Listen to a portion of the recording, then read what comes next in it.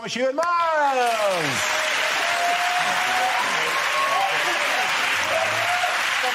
Now we come to scenes we'd like to see. So if everyone can make their way over to the performance area, I'll read out this week's topics and we'll see what our panellists can come up with. OK, here we go. The first subject is unlikely greeting cards. Roses are red, violets are blue. Sorry you're dead, what can you do?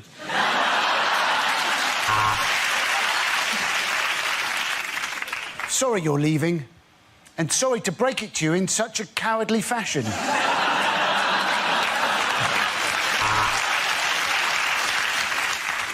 Happy Father's Day, whoever you are, wherever you are.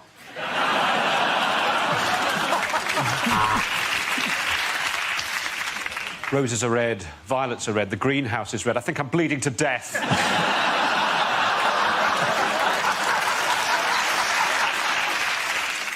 At this difficult time, I'm thinking of you, wearing suspenders and a mask.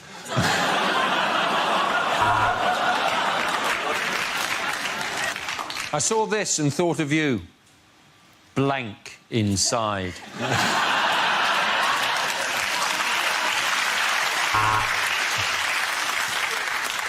My feelings can't be put into words, although the judge did describe them as inappropriate.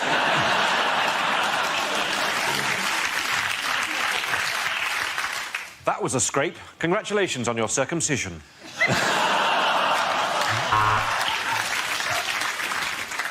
Congratulations, you did it. And we'll prove it. The Crown Prosecution Service.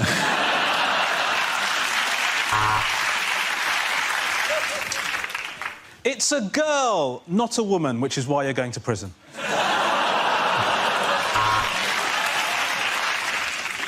With deepest sympathies for the loss of your grandmother. / happy housewarming!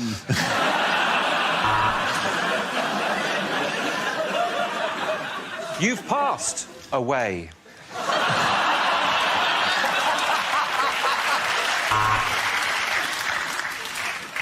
It's 21 years, and this time you'll probably die in prison.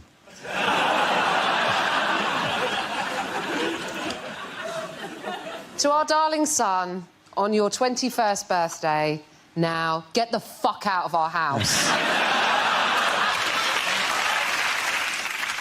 Please help me. I'm trapped inside a North Korean card factory.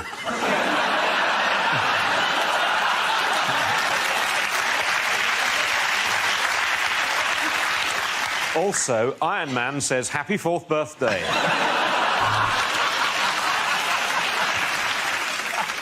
Roses are red, violets are blue. When you go down on me, please don't chew. OK, the next topic is things you wouldn't hear on a science documentary. The dinosaurs were wiped out by a giant asteroid. Silly them for all standing in the same place.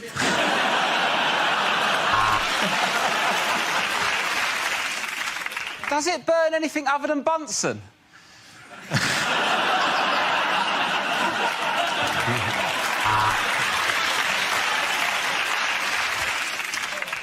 He named the star after himself, and now we find ourselves looking at Arthur Cockmonster III.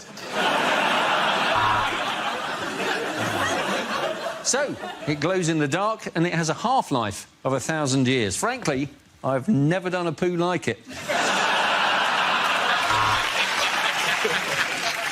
On today's show, we'll be talking about the Jurassic period, where only dinosaurs and Bruce Forsyth roam the earth. He's old, isn't he?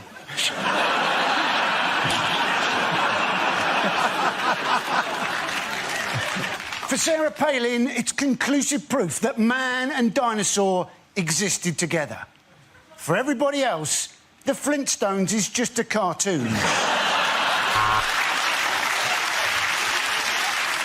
Next, biology. Why is that gorilla so sexy? Let the proton see the electron.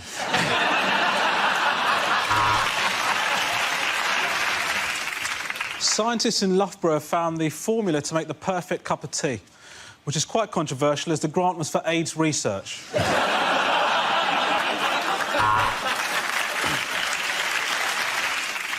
You've been watching me, Richard Dawkins. Good night and God bless.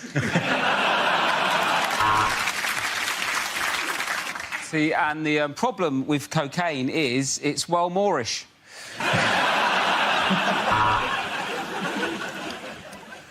Well, we could ask a proper scientist about this, or we could ask Dara O'Brien.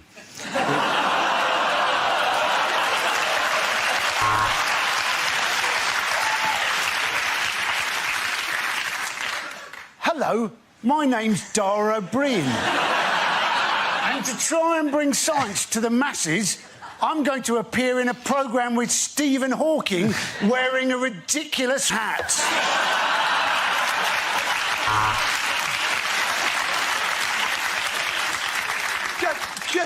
Just enough with the, you know... I love that hat, by the way. Hello, I'm Dara O'Brien. And I've got a massive head and a massive brain. But all I get to do in this bit is just press a little button.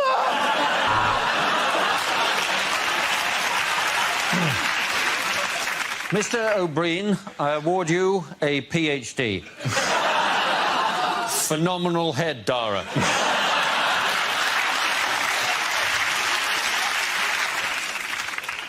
I would just like to say that I think Dara O'Brien's a legend.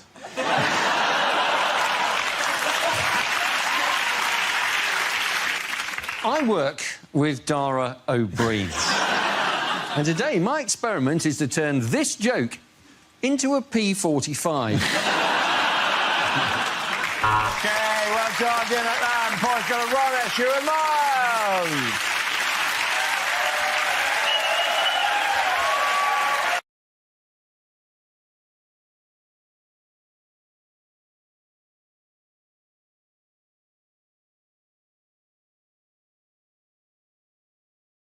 Oh, and big news, exciting news, though, for homeowners. Exciting news for homeowners. Oh, yeah, you can kill burglars now. I think that's the gist of it.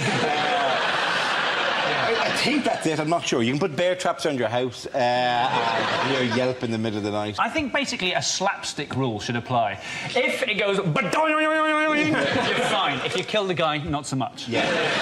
if you're allowed to be proportionate in your violence towards burglars, but not grossly proportionate. So, if what you're doing to the burglar could feature in one of the Saw movies... You want to go with Laurel and Hardy films, ideally. Exactly. Try and, you know, whack them by turning around with a ladder, you know, a bucket on their head.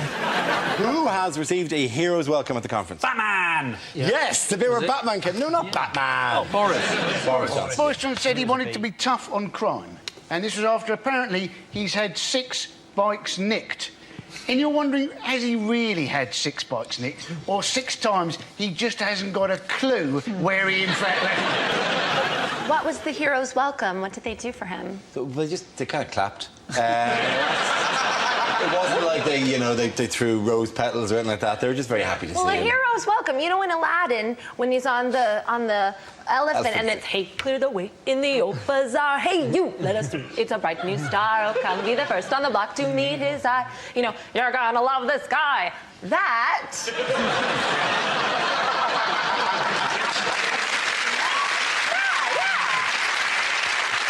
The hero's welcome. I defer to your definition of a hero's welcome. At no point did Boris arriving on, near, or confusingly like an elephant. They also gave him, like they give everyone at the Tory Party conference, they gave him a 2-minute standing ovation. That's what they give absolutely everyone, whatever they've said. It makes perfect sense. It's 30 seconds of clapping and a minute and a half for most of them to stand up. Do you need a hat? Come on, I can do this.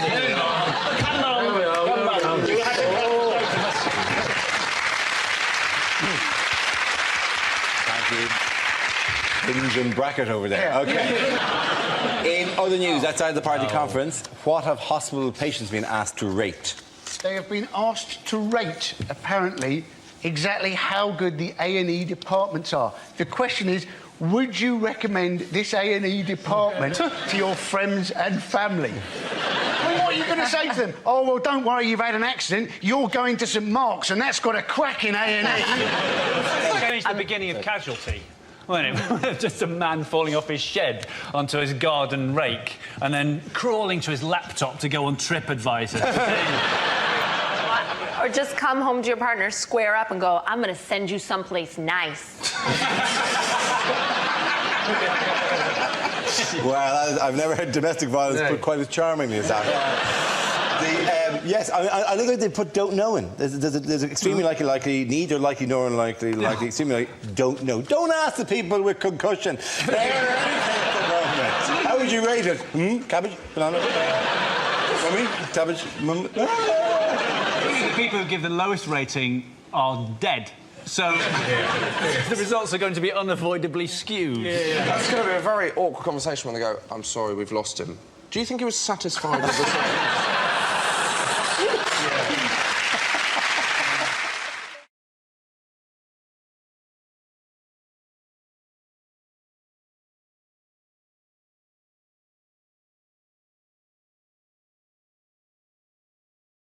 The next topic is unlikely things to hear over a tannoy. Ladies and gentlemen, good afternoon and welcome to Waitrose, you smug, rich pricks. This is not a drill. I repeat, this is not a drill. Would somebody please go to the power tools aisle and get me a drill? If you see an unattended bag, please don't report it. Remember, you're in world of luggage.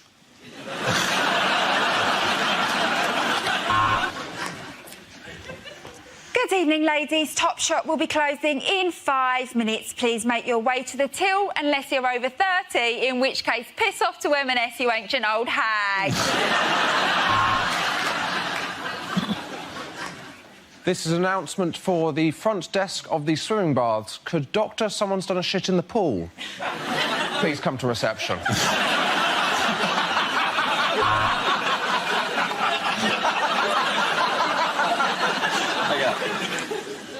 Would the couple having sex in aisle 2 please stop? Spillage in aisle 2.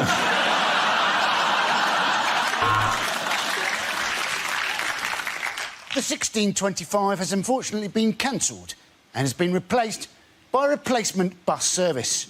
EasyJet would like to apologise for all passengers who are going to Greece. I only work in the post office for the crumpet. Watch this. Widow number 2, please.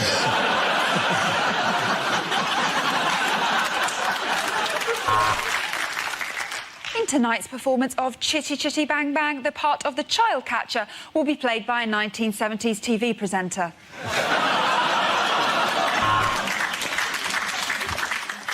Welcome to Sexist Airways. I'm just going to pop on the seatbelt sign for a moment because we're swapping to a lady pilot.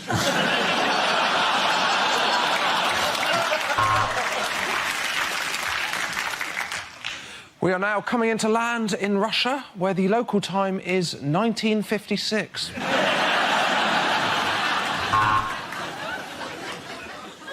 Welcome aboard the one-way saga service special to Switzerland. Just trying to have a laugh.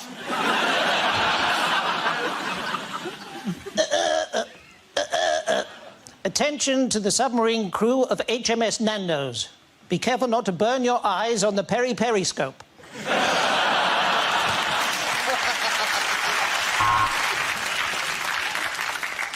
Lost children can be found at the Lost Children tent. If they're not claimed by the end of the day, they will be destroyed.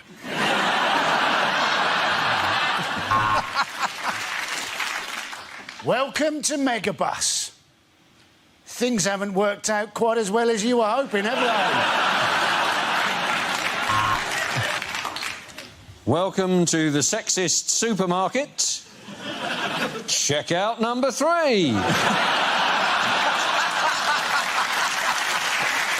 Okay, get that right. The point's going to Josh Hewitt-Milton.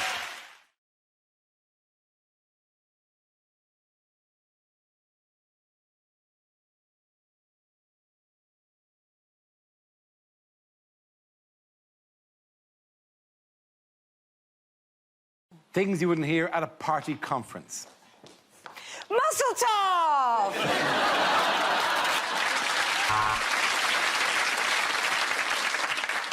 Why are we having this conference in Blackpool? 2 words. Cheap cocaine.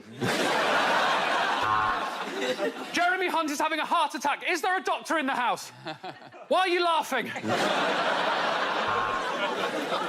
So, we'll be having one speech from a Remainer, a speech from a Brexiteer, another speech from a Remainer, another speech from a Brexiteer, and then Boris Johnson will drop his trousers. So that's in, out, shake it all about.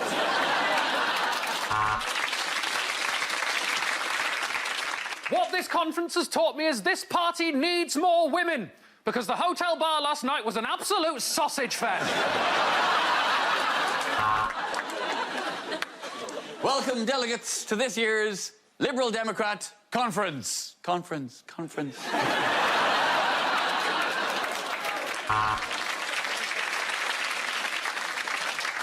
So to those who say we have alienated too many groups in society to get elected, let me say this. Fuck off.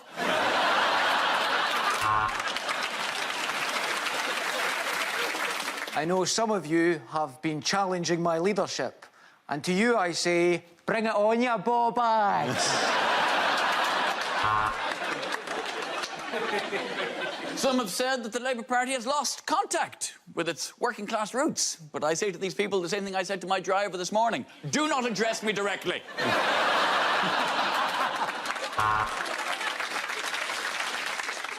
So, now we've sorted out Brexit.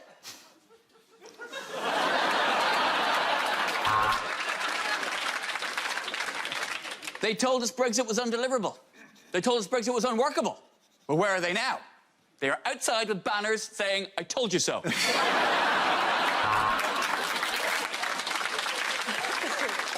Right, it's the Green Party conference, and now it's time to break for lunch. Who ordered the veal? I'm afraid Rhys Mogg can't be with us today.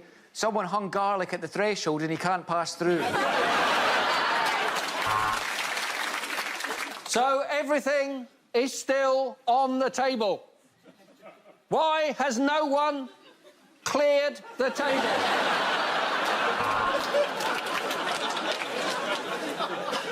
It's incredible to think that some people think of us as a cult. Anyway, could you all just line up while Jeremy Corbyn chooses his wives?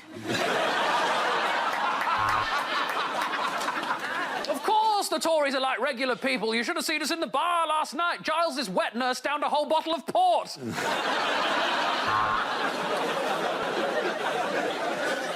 We have had soft Brexit. We have had hard Brexit, but now we have a more digestible alternative. Ready Brexit.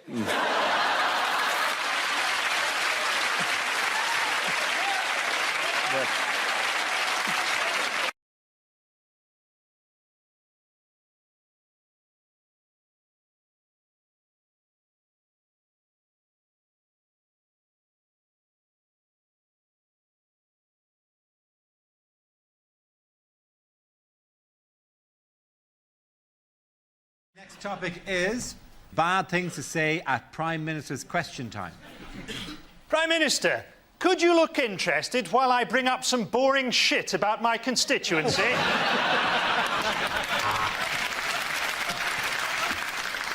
Is this going to take long? Because I've got an appointment with a rent boy in half an hour.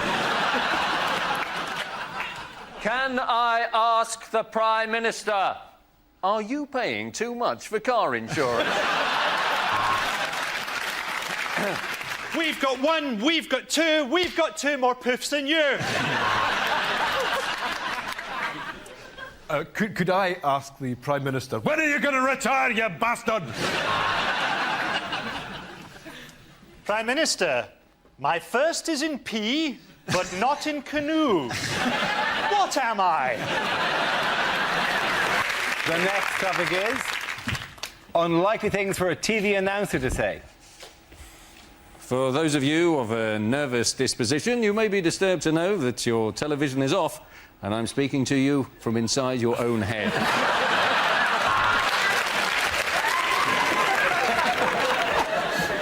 you're watching ITV1. Why are you doing that? I've got the listings in front of me, and we've got nothing. Nothing. Well, that's it. Don't forget that BBC 24 goes through the night, as do I.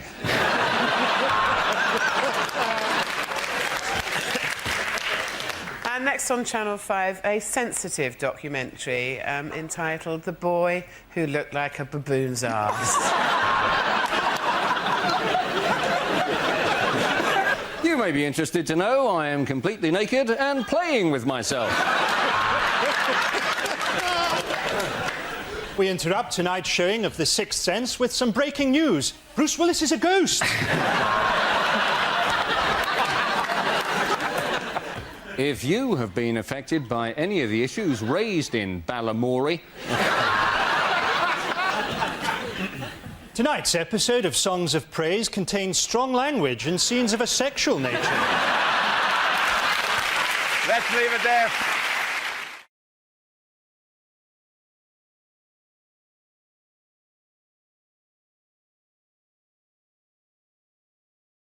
Unlikely things to hear in a TV election debate. The truth.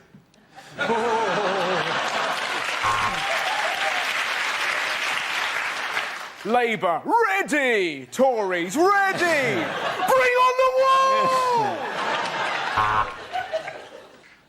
I think of this studio as a second home, which is why I'm claiming expenses for it.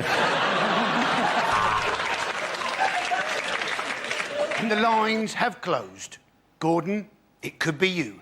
David, it could be you. Nick, it's not going to be you.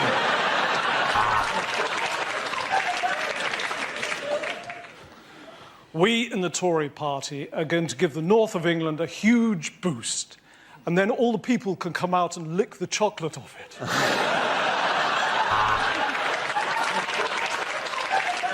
If you're elected, you'll raise taxes. If your mum's elected, she will. It's me who got you into this mess, and it's him that will get you out of it. And at the end of that round, Gordon, you've scored no points.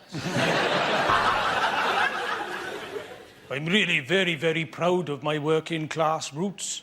When I was growing up, we only had an outside toilet. Eventually, we got enough money to buy a house.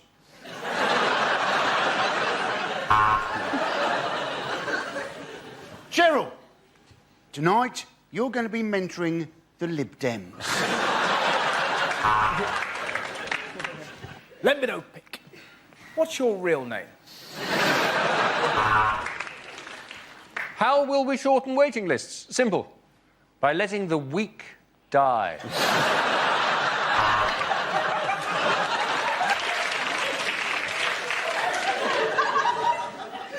Hello! I am the Messiah! And the Queen is a biscuit!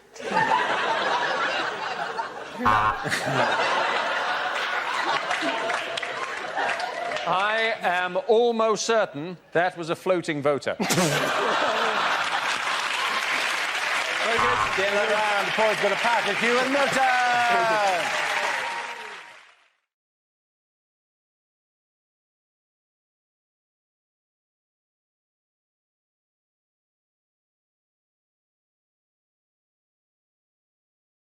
Moving on, what quizzes has Theresa May faced this week?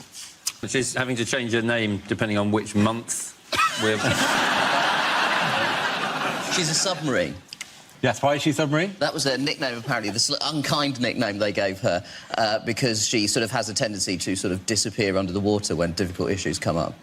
It's sort of a kind of a cool nickname as well, though, isn't it? It's kind of like, they chose a nickname for me. It's really like the nickname you'd pick for yourself. The guy with the submarine, ping! And he's disappearing on the table. Like. The joke about submarines is never that they disappear all the time, is it's that they're full of semen, isn't it? It's such a weird...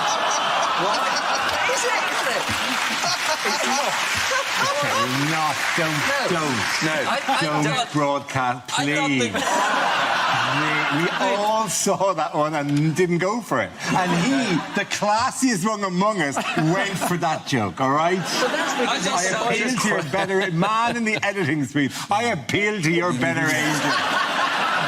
Submarines don't disappear, do they? That's not what you associate with submarines, Well, is it? they don't. Yeah, they pop up eventually. You know where they are, right? That's the point of a yes. And they're heavily armed, and they pop up unexpectedly. If it was the case that they have meetings, and then unexpectedly she'd be like, "Hello," underneath the desk. "Hello, I'm doing that." Oh! Run silent, run deep, and then she goes back under the desk again. Also, nicknames don't always have to be accurate. When I was at school, my nickname was NK47, and my first email address was thechocolateBombshell@hotmail.com. So, still active. You are such a loser. Hotmail. All right, Mr. Ask Jeeves. Why is Sam Allardyce England's greatest manager? He managed England for one match and he won it. So he's the only England manager who's ever had a 100% record. 100% win record. He'll be fondly remembered. Yes, as we all know, Sam Allardyce departed his job after 100% record on Tuesday, leaving the FA with mutual consent after an event. What was the event? Has he gone to the event dressed as you, Dora? Oh. It's not meant in a nice way. On the one hand, I feel that's very unfair to pick on somebody for having a dark jacket and a white shirt, but the shit I got last time for having a waistcoat, have at him. This photo of Allardyce was taken by the Telegraph's undercover journalists. Could you not have gotten a better photograph of him? That one's very grainy. That is him at the table. He's got a pint of wine. Everyone loves the idea that he went, yeah, I'll have a pint of... just a pint of wine. Not too much, because I don't want to speak out of turn, perhaps, for these words to be used against me at some later stage. But all I ask is that you bring me to a restaurant where I can drink a pint of wine and eat the largest Malteser in the world. Just leave it slightly out of reach during the meal. But I want a Malteser as big as my head. And I want to finish the meal with that. England now need a manager that's going to stay, don't they? Because we've been through a few, haven't we, over the years? We need somebody with staying power and who's popular. So it is time for Jeremy Corbyn to become the England manager, don't you think? Bring the game back to its roots. Let the members vote. That's the Corbyn way. 11 left-wingers. The world's worst formation.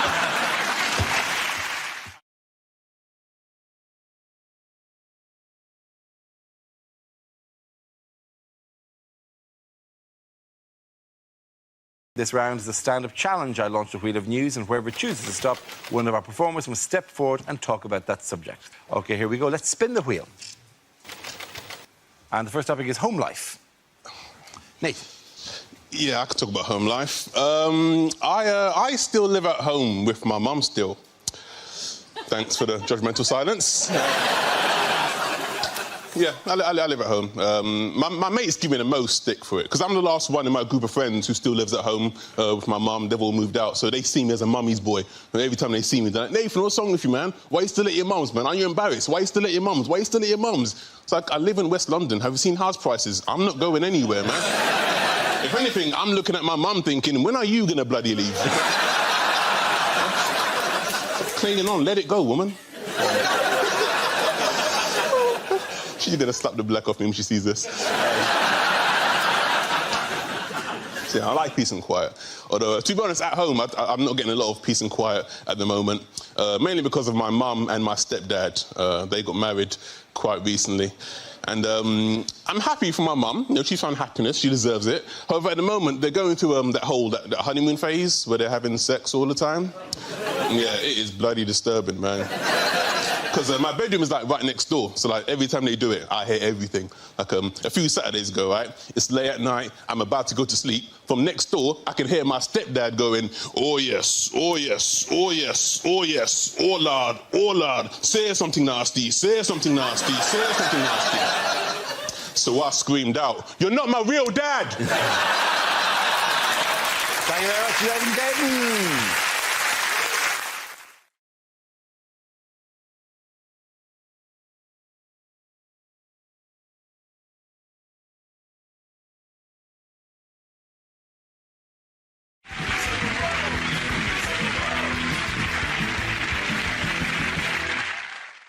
This round is a stand-up challenge. I launch the wheel of news, and wherever it chooses to stop, one of our performers must step forward and talk about that subject.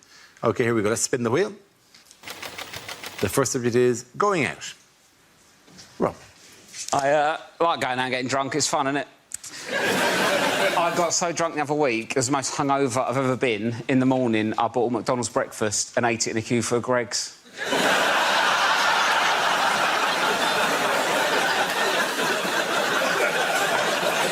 And I still don't know if I'm ashamed or proud.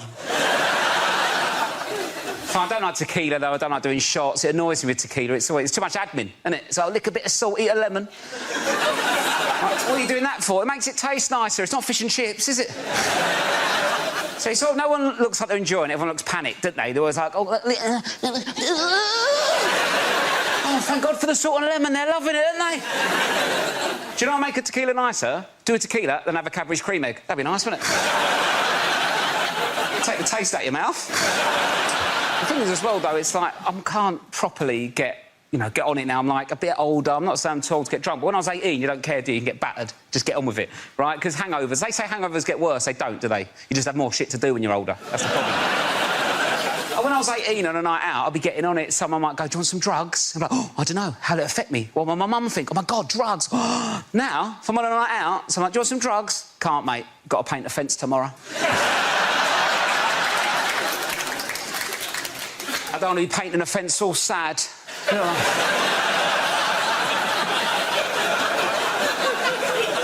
all hot, sweaty and vulnerable, like, oh. I was really looking forward to painting this fence last night. Told everyone about it. I'm so hot, sweaty and sad. I'm more likely to keep hold of the drugs, do them in the morning before the fence, just smash it like that. I'll do the roof. Shall I do the roof? Let's do the roof. We've got no ladder. I'm flying, Mum. Thank you very much, Rob. OK, that leaves with James. Let's see what topic you've been left with. Let's spin the wheel. And it's food and drink. I'm not like Rob. I don't like going out and getting drunk. I like staying in. I drink on my own. Way cooler, man. I lock the door, I get myself a glass of punch. Is that weird? I drink punch on my own. Is that strange? I drink it from a big punch bowl with a ladle in it in the corner of my bedroom. Is that weird? I don't know what other people do. People are always worried about punch getting spiked. Solo punch, problem solved. Not to spike myself, unless it's Fun Time Thursdays.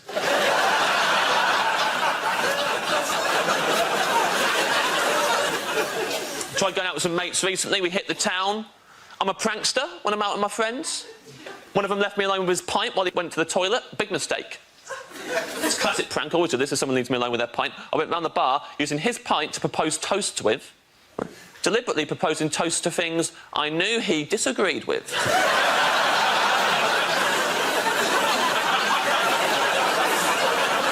He comes back, has a sip. What you done with that? I'm like, ha ha. You just drank to the service charge being included in the bill. You just drank to those bedside lamps that don't have the switch on the cord like is convenient, but have it on the neck of the lamp under the bulb. It's like a bolt you have to somehow slide across, and you can't even reach it like that. You get your whole hand up inside the lampshade, and it hurts. It's really awkward. You can't even see it. You got to look at the top of the lampshade to see what you're doing, and then you turn it on and it blinds you. You just drank to those lamps. You love those lamps. Thank you very much. Points for both of you. Come on, very good. Thank you very much. The first subject is travel. Miles. Well, I'll tell you what's wrong with trains. It's the quiet coach, OK? Quiet, that is an adjective. It doesn't go far enough. Quiet is an adjective. It should be called the silent coach. Shouldn't it? The silent coach. No one would have any trouble understanding that. It's the silent coach, right? You can't talk on it, you can't use your laptop, children can't travel on it, you can't eat crisps, and crucially, they, the train people, they wouldn't be allowed to make announcements. Because the sort of people that have the mentality to travel on the quiet coach, which is the correct mentality, are the sort of people who check where the train is going before they bloody get on it.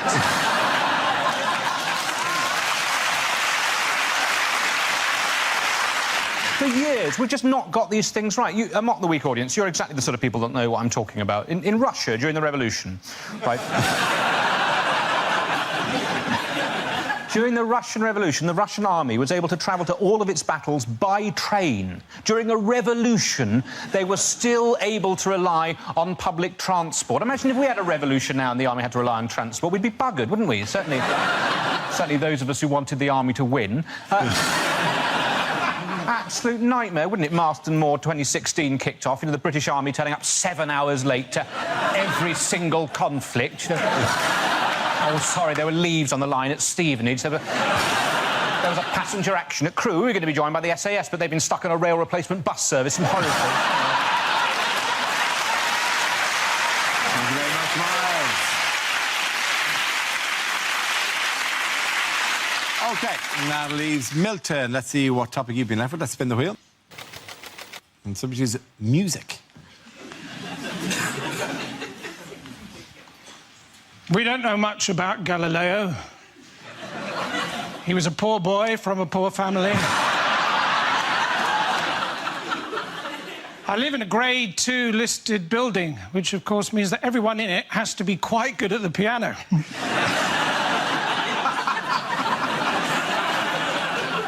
Apparently all Chinese children who are learning to play the piano know a tune called Knife and Fork.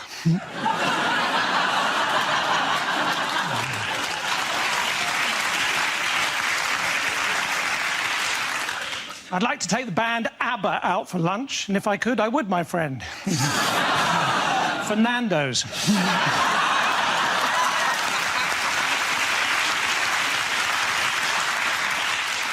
When I was at school and it rained, we used to have to stay in for wet play. And when it was cold, we used to have to stay in and listen to this really dull band. AD 79. Julius Caesar receives the first ever weather forecast.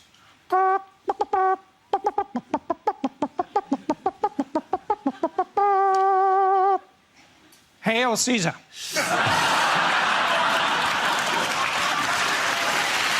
you very much. Points there go to Milton Jones. Come on.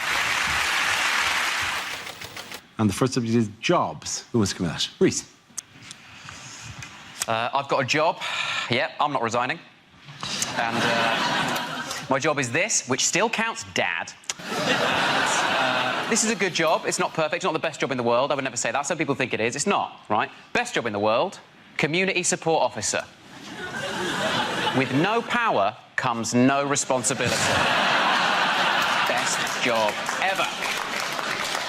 Nothing is expected of you if you're a community support officer, right? If it's not writing down someone's details, then it is beyond your remit. That is 100%. It's just vigilante admin. That's all it is. You're a professional grass. That is your job. I got a leaflet through the post a few weeks ago advertising that job, right? It said, do you have what it takes to be the best? Will you stand up in the face of danger when no one else will? No? Then you should become a community support officer.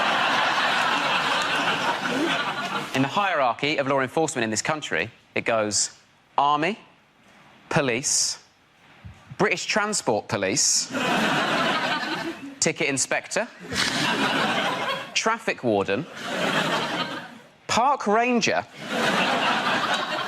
Dinner Lady, Kid wearing Nike trainers, Kid wearing Adidas trainers, Community Support Officer, Kid wearing Umbro.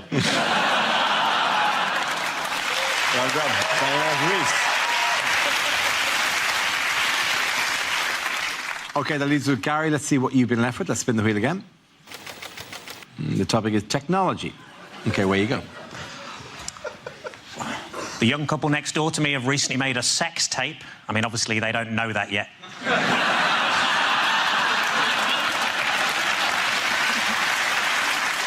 The hardest part of making skimmed milk must be throwing the cows across the lake. The guy next to me at work used to watch porn all day. I'm just glad he didn't begin to rub off on me. I think if I was to try revenge porn, I'd just post naked pictures of myself online so everybody would know how low my ex's standards were.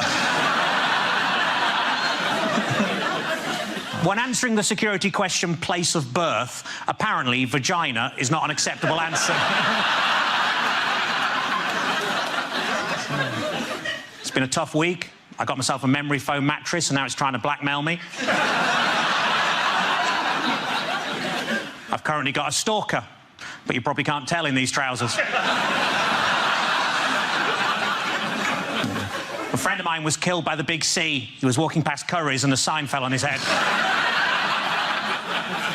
I was watching TV and the announcer said there's a documentary about the clitoris on the red button, but I couldn't find it. Thank you. Very, very good. Points there for a guy lady. Come on back. The first subject is health. Who wants to come in on that? John. I went to get some test results from my GP the other day, and she sat me down and she said, "I'm very sorry to tell you, Mr. Robbins, but you've got gout." And I was absolutely stunned. She said, "You seem surprised to hear you've got gout." I said, "Yes, I am, because I'm not from the 17th century." She said, "The first thing you need to avoid, Mr. Robbins, is alcohol." Now, it's gutting. Because what do you replace alcohol with? I am not a doob monger. Nor do I ride the Chinese highway. By which I mean I don't take drugs. I think mainly because I don't have the vocabulary to oversee a transaction. So she says, "The second thing you need to avoid, Mr. Robbins, is cheese." And I said, out loud, to a respectable GP in her late 60s, "What the fuck, mate?" Then she gets this serious look on her face, and she says, "The third thing you need to avoid, Mr. Robbins, and this is very important, is offal." Well, I'll tell you what, if I didn't damn near spit that pig's ear clean out of my mouth. Turns out gout is actually a very serious condition, and after a lot of soul-searching, I've decided to cut offal entirely out of my diet. I'm not going to make you imagine what that's like. It's my cross, and I'll bear it. And I'll tell you how I bear it. Pissed and covered in cheese. Well done. Thank you very much.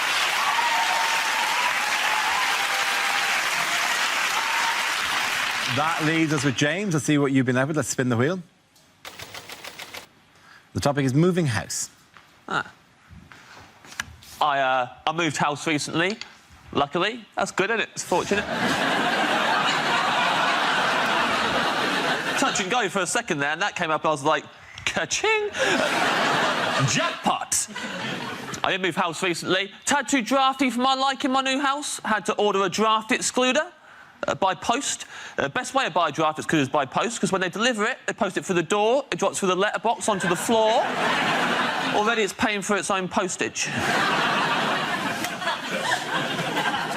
Moved to West London. I used to live in South West London. Different times, I was a different person.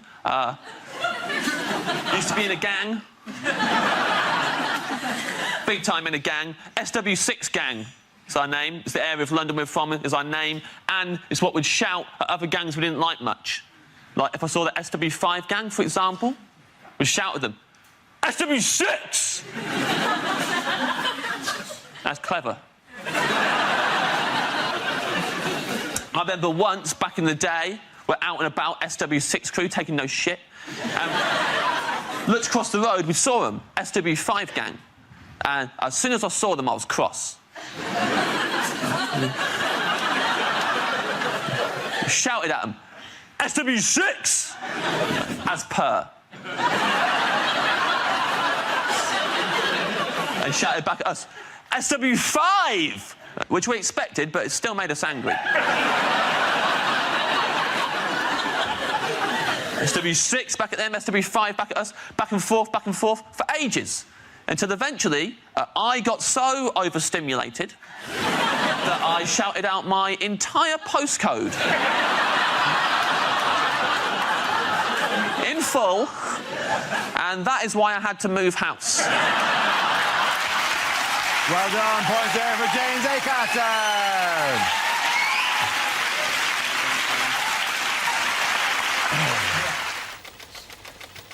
The first subject is alternative medicine. Can I have a volunteer to talk about that? Andy. Apparently, a lot of people trying to get into therapy at the moment. Other people knocking it, saying, you know, oh, well, you should just lose your inhibitions, talk about your problems to your friends. I thought I'd try this.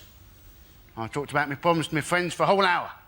Lost my inhibitions, also lost my friends. I now tell my problems to taxi drivers.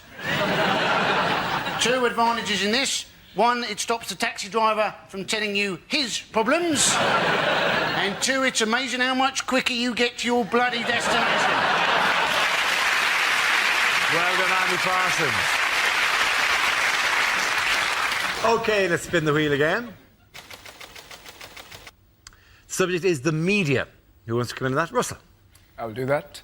I'd see, you know, the way I like getting the news is Radio 5 Live. It's fantastic, 'cause it's just news and nutters, isn't it? They'll read out, like, that was the Pope's view on abortion, and then, hello, Felicity Puddleduck here, livid and ill-informed. I'd just like to say those harlots should give birth to their children aged 2 that charge you to national service. I'm off to bake a cake. And sat there listening, and then the next night, David, are you out of your mind? Cloning? Think it through. 2 versions of me. Want to go out and commit a crime? Who gets blamed for it? Me! I'm doing a 20 string. He's banging my wife. Where's the justice? And you sat there listening to these nutters, and then the most ridiculous story. A man in Bristol's found the face of Jesus on a crisp. And suddenly, there with it, I couldn't believe I opened up my frazzles. There he was!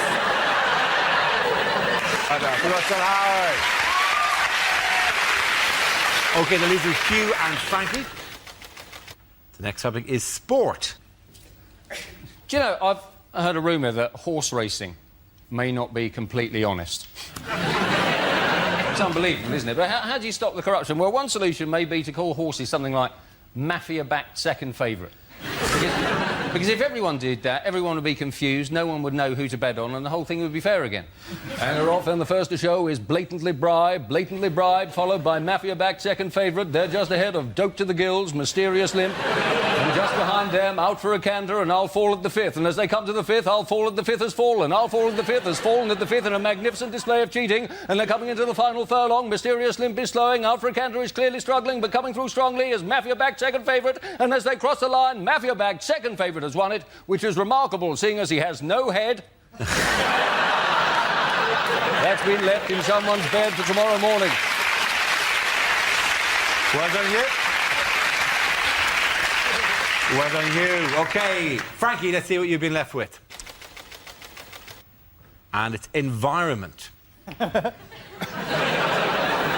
Didn't that used to be an advert for mints? Ryanair getting a hard time from the environmental lobby because they've launched a £7 flight to New York. Although, as always with Ryanair, it does land slightly outside New York, in Dublin. It's a pity we can't harness more natural energy, isn't it? Pity we can't harness the power of British moaning. Oh no, that moaning-powered light bulb's on the blink again. Oh no, there it is, back on. Everyone complained about the floods, didn't they? I like storms. I like thunder and lightning. What I like to do during a storm is shag my girlfriend and pretend that we're taking part in the conception of the Antichrist. Frankie Royal, ladies and gentlemen. At the end of that round, the points go to Frankie and you.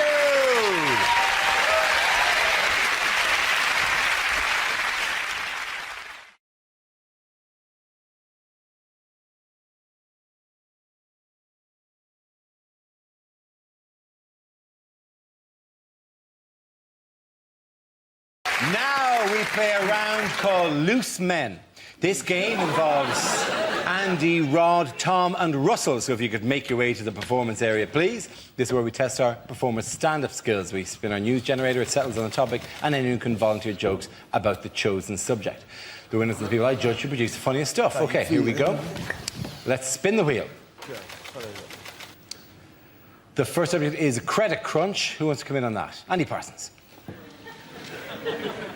Now, the government have got this idea that what they want to do is bankers who've lost their jobs, they want to retrain them as teachers, but in half the time it would normally take to train a teacher. I bet the teachers are happy about that, aren't they? Hey, these people were crap at banking. The chances are they're also going to be crap at teaching, and they'll be even crapper if they're trying to train them in half the time it would normally take. Yeah, these people, right, surely it'd be better to retrain them as bankers. That is what they were crap at. Well done, Andy Parsons. OK, let's spin the wheel again. The subject is eating out. Who wants to talk about that? Rod. I ate out the other day. That's what I went to Cardiff Bay. It's all changed, you know. They've done it all up, and it's all European development money. And some of the places now have got tables outside. It's al fresco dining in Wales. Just taking the piss. I think I tried to have a Twixt on a bus stop a few years ago down there. It was too wet to eat. So everyone's pretending it's Madrid down there. You know, your soup bowl's filling up faster than you can eat it. I didn't get past my starters after 7 hours of soup and rainwater I gave up. Everyone's pretending it's Madrid, don't you? Your soup bowl's filling up. There's waiters with frosted eyebrows fighting their way to the tables going, spaghetti carbonara, spaghetti carbonara. I'll get another one, I'll get another one. Rock'n'roll. That leaves us with Tom and Russell. Let's spin the wheel. The next subject is extreme sports. Who wants to come in on that? No, Tom. Why not? I went skydiving. I don't know if anybody here has ever gone skydiving, but if you haven't gone, I'll tell you what they do. They give you a couple lessons, then they bring you up into the plane, and you're not allowed to jump out of the plane on your own because it's too scary. So what they do is they hang you off the wing of the plane, which isn't scary at all. And the guy inside, he yells, "Let go!" 3 times. Then he gets mad. Starts kicking your hands. 'Cause I'm not letting go.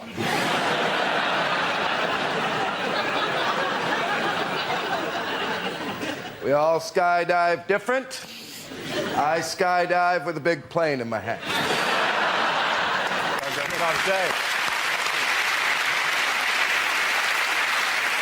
OK, Russell, let's see what you've been left with. Let's spin the wheel.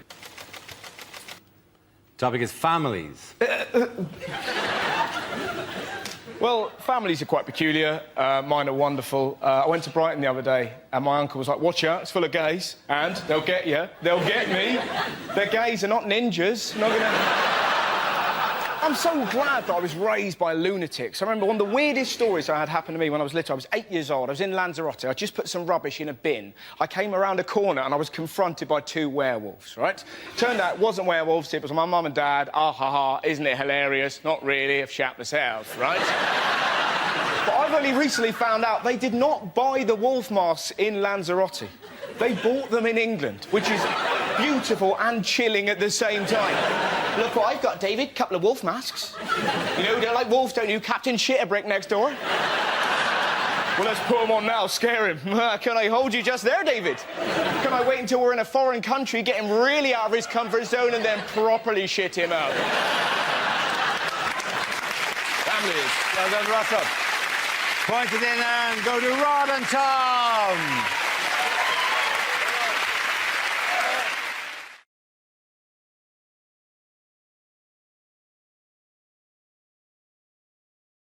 Now we come to our final quickfire round called Scenes We'd Like to See. This is for everyone, so if you can make your way to the performance area, please. I quote ideas for scenarios we'd love to see, and the performers come in with their suggestions. OK, here we go. The first subject is lines you wouldn't hear in a sci-fi film. We've discovered an alien queen, and she's laid enough eggs to take over the galaxy. This writing, it says, Katona.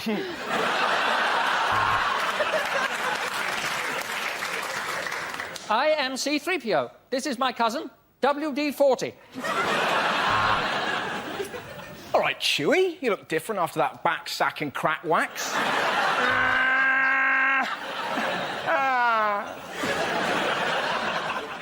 My name is Obi-Wan Kenobi.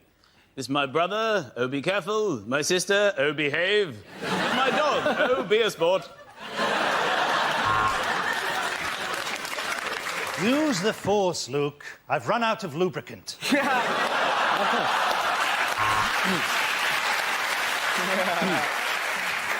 Yeah, that's right. We aliens have learnt your language by listening to your radio broadcasts. The androids are going berserk, Captain. Let's try switching them off and then on again. Stardate 2171.6. Captain's log. Still won't flush. I'll try again later.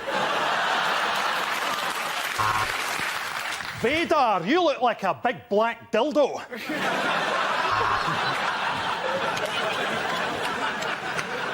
Captain, I've been repeatedly firing this laser at that alien, but all I've managed to do is improve its eyesight and give it a Brazilian. It's not easy being a Vulcan, Captain. Due to my death grip, I can't masturbate. Had that hairball in there for years. You're loving Chewie. I need to break into the Death Star's computer system. Who knows Darth Maul's mother's maiden name? Captain, the ethereal sounds being made by this beautiful dying creature from another world is some funky shit.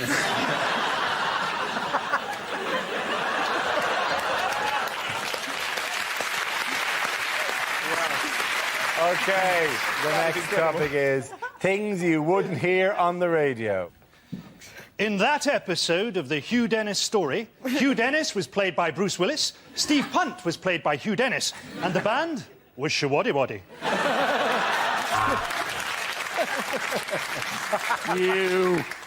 You touch my turnips and I'll fuck you up.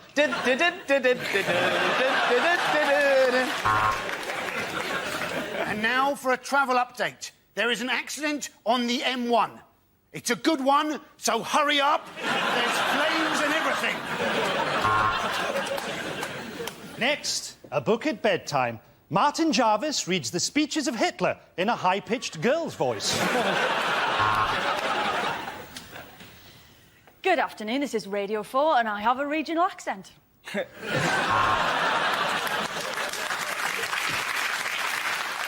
Next on Radio 4, the dogging forecast. Here on Traffic Watch, we're predicting long delays on the M4, where I'm about to hit my ex-wife's car with this helicopter. And now it's the panel show where our panel try to stave off premature ejaculation. Yes, it's just a minute.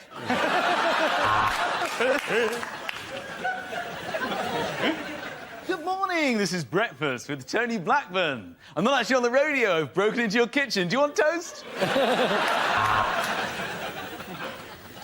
Next, more lesbian propaganda with Woman's Hour. Well, you've certainly stumped the Gardener's Question Time panel. None of us know how to bring a fox to orgasm. You're listening to Heart FM. The same 5 songs all day long.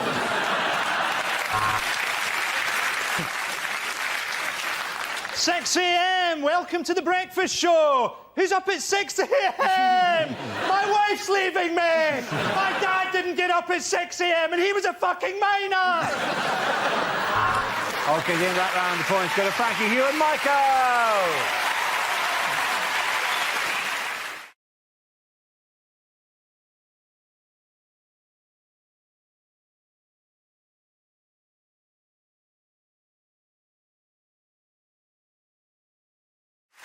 We start with a round called Picture of the Week. I show the panel a topical image and ask them to tell me what's happening. Here's a picture of the new Labour leader, Jeremy Corbyn. So what's going on here? Has he been sleeping in the bin on the right? the idea it could be the oldest delivery boy in the world still hasn't figured out how to hold a pizza correctly. I suspect he's dressed up for his first meeting with the Queen. Is it just simply first day at big school? Is it breaking news? Marks and Spencer's merger with Sports Direct. I think possibly it's page 3 of The Socialist Worker. I'm glad you told me that was Jeremy Corbyn. For a second, I was worried that's what Charlie Brown looks like now.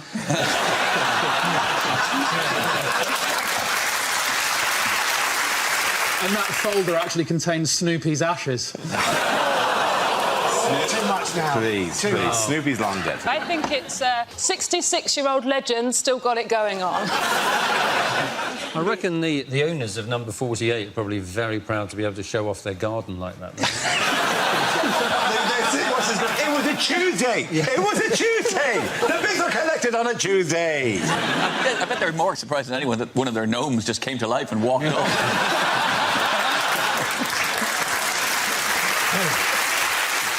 Is he such a dedicated socialist that he refuses to look to the right, even then that's the direction he is in fact looking? Are you saying that? Well, ultimately, I'm sorry, we were all born bad T-shirts and shorts. It's just socks with the trainers is the only genuinely offensive thing there. Yeah, and not using cocoa butter. And not using cocoa butter. Yeah, he's a 66-year-old man. I think so. There's no age restriction on cocoa butter. I'm really 55.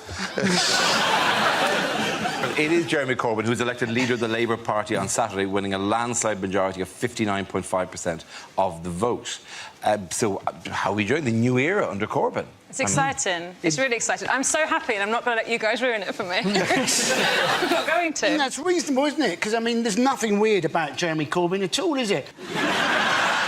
But he's right there, isn't it? Because in an era of identikit politicians, it is about time we had a leader of a major party who looks like he should be advertising canal boat holidays. No, I'm not surprised that he won. I'm surprised that he won by such a large majority. Like, he got so many votes, like, even the organisers of the Qatar World Cup were going, how the hell do you do that? His first congratulation call was from Sepp Blatter, actually. I feel really sorry for him, because even though he's actually won this, people in Labour don't even seem to like him. And I think it's because he is so good. Like, he's a saint. He's so pure. He's so principled. He collects pictures of drain covers. OK, is that a thing? He is the nerd of the nerds. And obviously he's not the only MP who's got a large collection of pictures of manholes, but he's...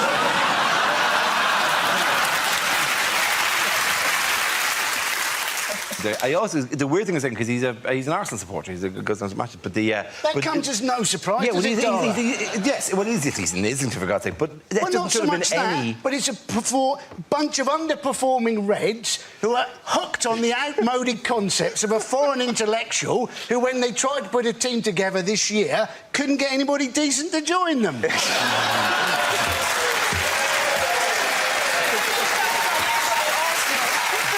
That is some weapons-grade analogy there.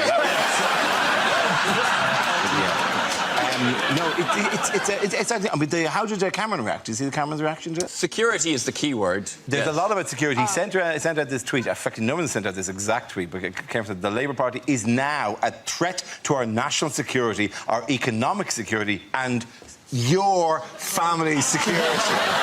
Not my family. My family are fine. We live in a big house with 2 policemen outside the front. But your family, where are they now? Do you think that for a second? Look around. Can you see them? No, I can't see them either. He's climbed in the window and stolen them. That's what he's doing.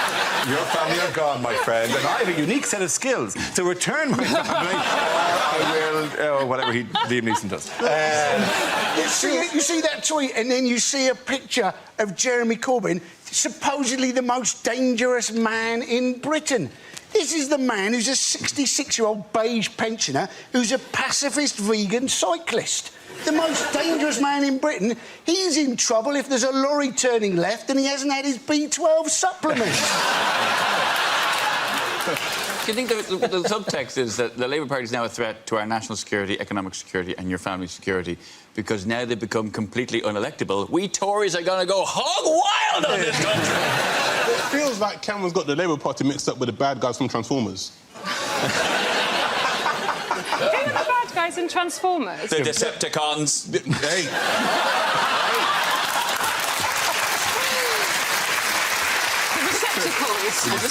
Receptacles. I think we've just spotted the nerd of the nerd of the nerd.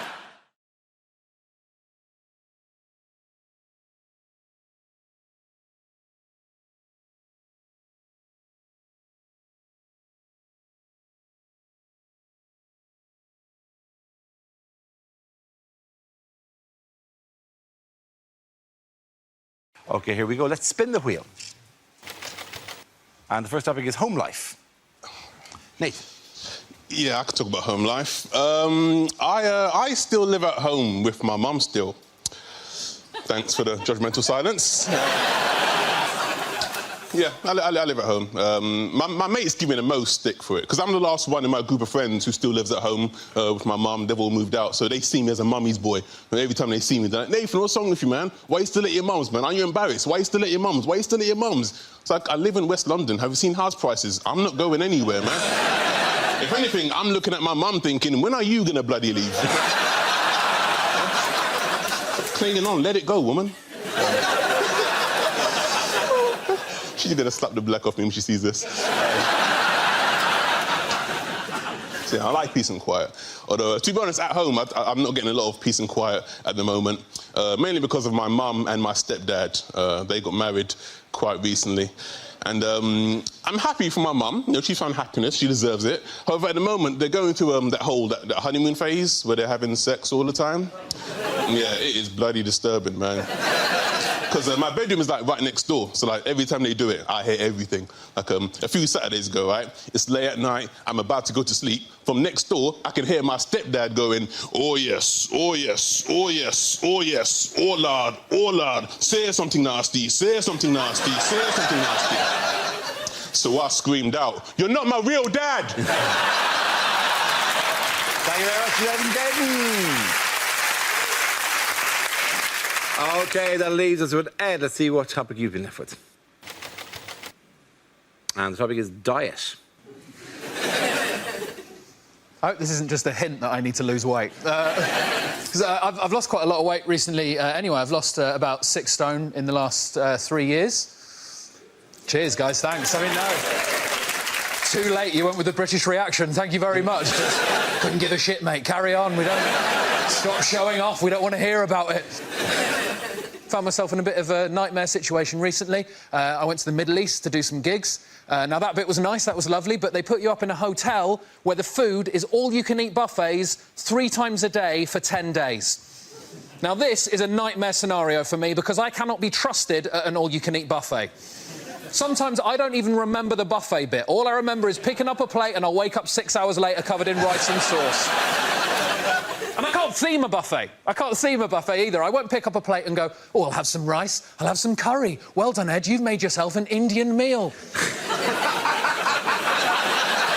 Won't do that. I'll get a plate, I'll get a spoon, and I'll run along the full line of trays, just scraping food from every nation onto it until I've got some sort of plate Pangea, just an unidentifiable mass, just Spanish food, Japanese food, Chinese food, Indian food, coffee, sushi, just horrible.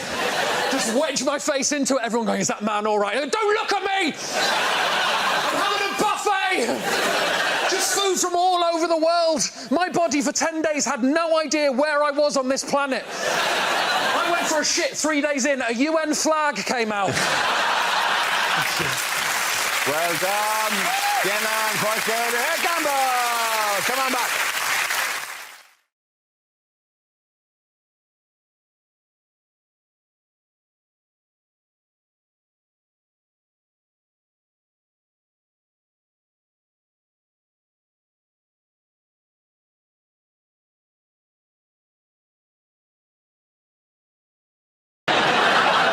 Other news, why was a Preston to London megabus stopped by the police on the motorway this week? Just the usual reasons. Yeah.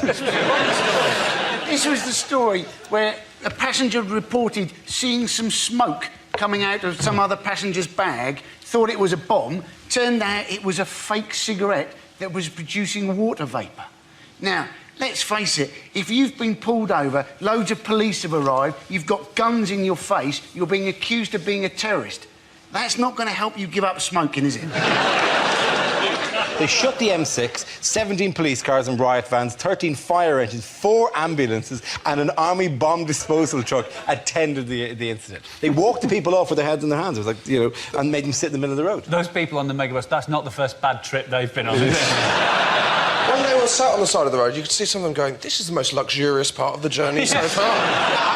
I'm always really freaked out by megabus. It's not the weirdest thing in the world, the megabus. Nothing against the bus service itself, but when you drive, like you drive a lot of time on the motorway, going to gigs, like the back of the megabus when you're driving along, like for those of you who haven't had the pleasure, there's times you just get hypnotised by that weird. There are many things I've observed. Firstly, why does that man have such large breasts? Hours staring at that man's breasts going, that is insane. What kind of... Where can you go for £1? I thought you'd have to contact Megabus. There's an address there. I'd have to put plus a 50p booking fee as if people are going to go, well, that's a rip-off. I walked in here with this in my hand, expecting to be transported to a faraway land. Then I find you want more money off you? Screw you, Megabus man. With a big yellow man with enormous bazongas looks disappointed behind the counter. That's great. I apologise. I know that when you're disappointed, you don't go, I am disappointed. Well, Megabus represents the top of the list of the decadence of the West, is it? Yeah. We will bring the West to its knees. Middle-aged women from the North will no longer be able to go to matinees at the West End. Students shall not visit their girlfriends in faraway towns. Do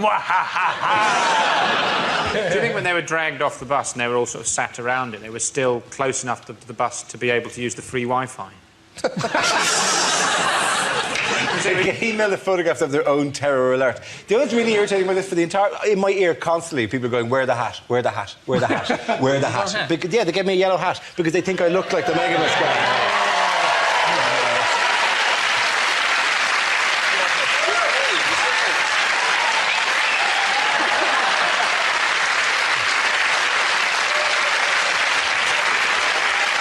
That means that man looks like a penis sausage. They should call it penissausage.com. Oh, something else is already called. You're just bringing this up to try and make everybody forget that you look like a penis sausage. That's exactly what's going on here. You just look like a penis sausage in a yellow hat. Oh, no!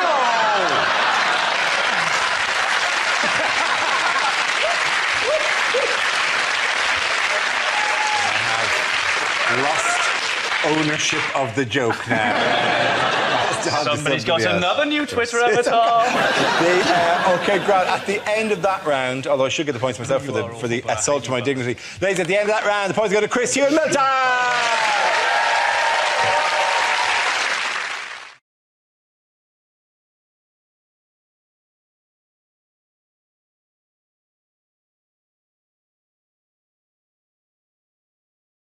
This round is called Prime Minister's Questions. For the purpose of this game, I'll be the Speaker of the House of Commons. Rory, you're going to take on the role of Tony Blair. David and Joe, you're his Labour front bench colleagues. Hugh, you'll be a Conservative leader with your front bench, which is, of course, Frankie and John. You'll be taking a small story but treating it as if it's the heavyweight issue of the week. To start, I'd like to ask the Prime Minister for the government's reaction to the news that farmers have launched a campaign to get the term couch potato removed from the Oxford English Dictionary. They say the phrase makes the vegetable seem unhealthy and is bad for its image. Prime Minister? Yeah, Mr. Speaker, the House will wish to be informed of the campaign by the British Potato Council to have the words couch potato... I say potato. You may say potato, we say potato. Well, you know... Well, in which case, let's call the whole thing off. Thank you. Can I congratulate the Prime Minister on his treatment of the word couch potato? My colleagues and I believe that the phrase couch potato, along with others such as sofa turnip and armchair carrot, are nothing less than an incitement to vegetable hatred. Well, I think, you know, I would accept those comments, but I would also, if I might, point out that the removal of words from the dictionary is actually not a new phenomenon. I myself have removed the word socialism. The words trade union have also been removed, and last time I looked in the dictionary to find the words weapons of mass destruction, I couldn't find them.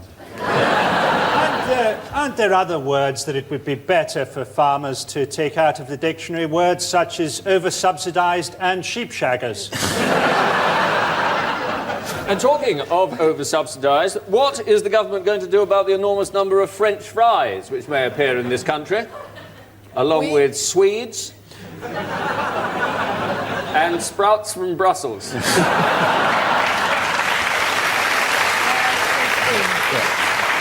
We actually believe that genetically modified crops are the way forward for the potato. We say, new Labour, new potatoes. We agree. We believe it would be a very good idea to combine the genes of a King Edward with that of a Premiership footballer to get a potato that roasts itself. Along with a bean combined with the genes of a suicide bomber to produce a runner bean that tops and tails itself.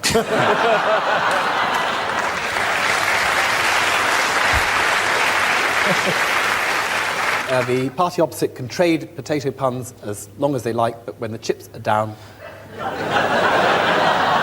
we won the election and they lost. Can I suggest you're simply being pea-brained? I take it you're an expert in the field?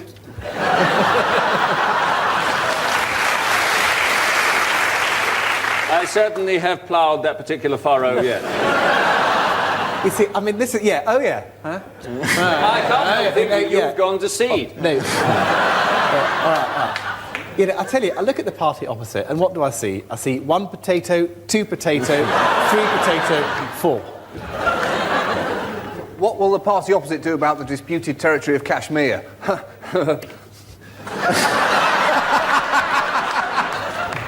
We will launch a Spud missile.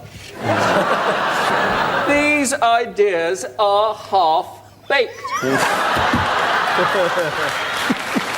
That's enough. And the winner of that round is Hugh.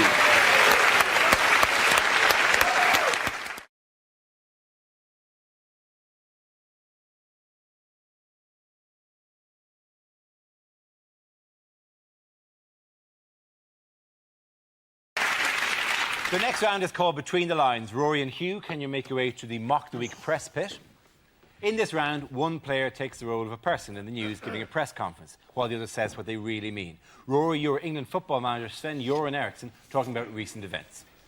Well, hello, ladies and gentlemen. Hello, ladies.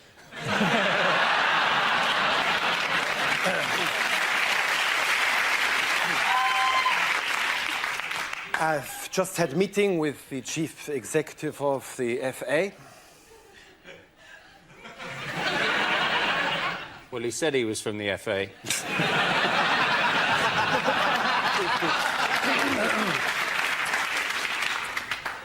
We reached a very amicable settlement. I'm rich! When I took on this job, I knew exactly how much it involved. $4.5 million a year. We'll do well in the World Cup. We've got an excellent squad. Peter Crouch is world class.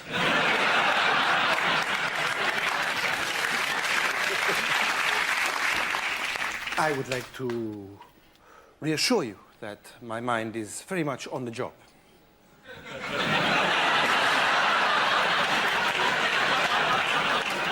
Mmm. Nice tits.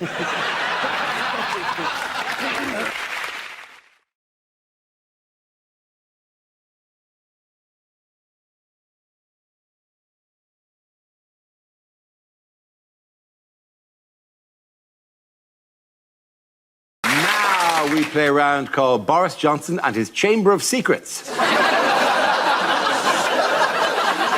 This game involves Tom Allen and Milton Jones. If you could make your way to the performance area, please. This round is a stand-up challenge. I launch the wheel of news, and wherever it chooses to stop, one of our performers must step forward and talk about that subject. OK, here we go. Let's spin the wheel. The first subject is school. Who wants to come on that? Tom. Hello. I went to quite a rough school. I know. Isn't it moving? And it was a sort of school where people would come up to you and say things like, "Hey, you, do you want to fight, do you? Do you want to fight? Is that why you look at me like that? Yeah, you want to fight? Yeah, don't you want to fight? Don't you want to fight?" And I'd always say, "Oh, no, thank you. But thanks for thinking of me." Those girls could be so cruel. And at my school, to avoid getting picked on, everyone had the same of everything. So everyone had, like, the same pencil case. It was a pencil case that was made to look like a packet of Walker's Crisps.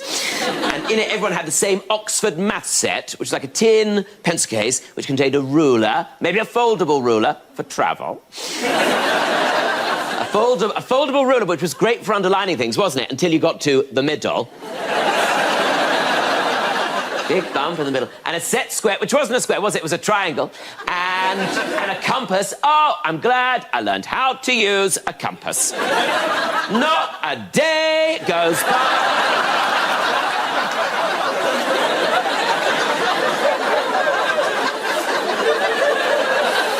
It's a perfect circle. It's got a hole in the middle, but it's a perfect circle. And, like, when do you even get to use that math set? I mean, occasionally you'll get to do proper grown-up maths, or math, as they call it in America, don't they? But we do it more than once.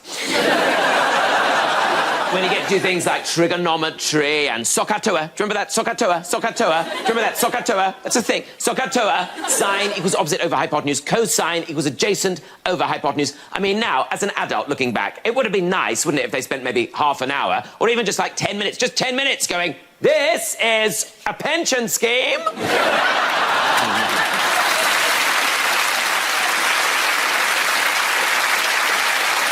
This is how you fill in a tax return. This is how you mend a broken heart. This is how you tell an estate agent to fuck off. Thank you very much, Tom.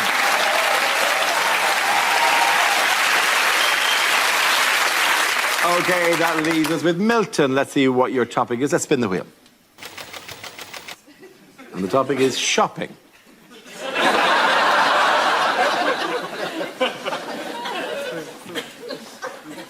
Those reward cards are rubbish, aren't they? Got too many points on one of them, and now I'm not allowed to drive.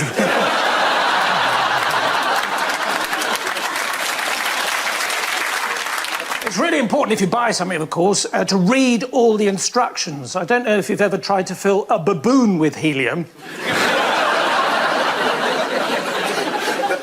Prit is not the best lip salve I've ever used. I couldn't complain. Southern Comfort tastes nice. Ordinary Comfort tastes like fabric softener.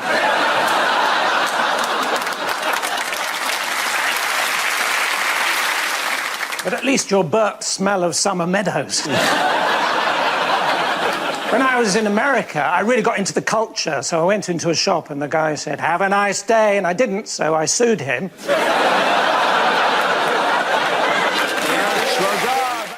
And it's food. Oh, OK. Oh, very similar topics. I once went to a buffet in Reading, and that's not even the joke. It was organised by a woman called Wendy, and it was so beige. It was so bland. It was like a buffet representation of Reading. I looked across this buffet, right? They put out sausage rolls, right? Sausage rolls, right? Where they just whipped off the cellophane and put the corrugated plastic straight down on the table.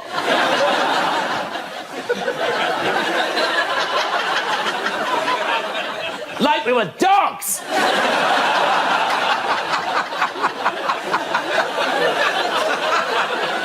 Then we had Scotch eggs, right? Scotch eggs cut into quarters. Apparently no one can eat a whole one. Then we had breadsticks displayed in a pint glass. I thought I was at a fucking UKIP rally.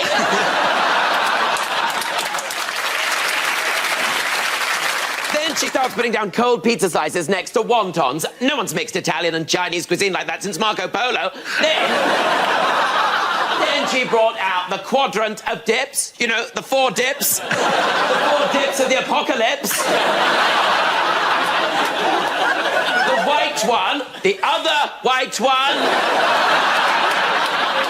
Then there's a green one, what's that? Guacamole. Then there's a pink one, what's that made of? Sillet bang? Nobody knows. I was just glad to have something made of some sort of colour. Anyway, it was a terrible buffet, but thank you very much, Wendy. The topic is communication.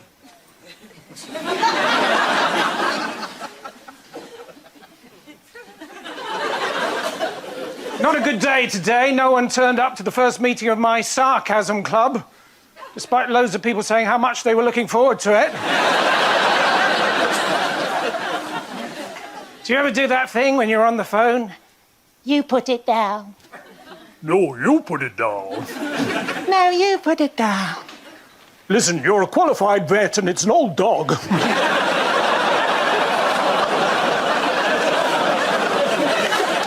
Do you know, it was so cold the other day in the city of Chester, when I ordered a taxi, I ended up in Chichester. The only bright point of the journey was seeing a car going the other way with a seatbelt round a kebab.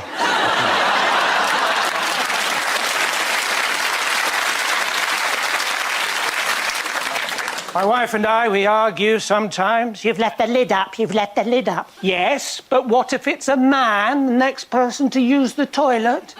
It's a pedal bin, it's a pedal bin.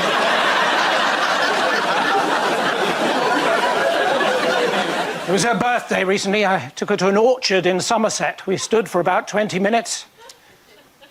Not the Apple Watch she wanted. Thank you very much. The topic is exercise.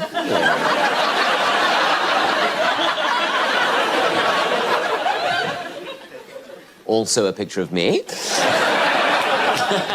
I'm not very good at exercise. I joined the gym. I joined Virgin Active because there wasn't a Virgin Passive. And I found the whole process very intimidating. Like, when you go in there, you're confronted with all the cardio area, like the cardio area. They call it cardio because that's where you go to have a heart attack.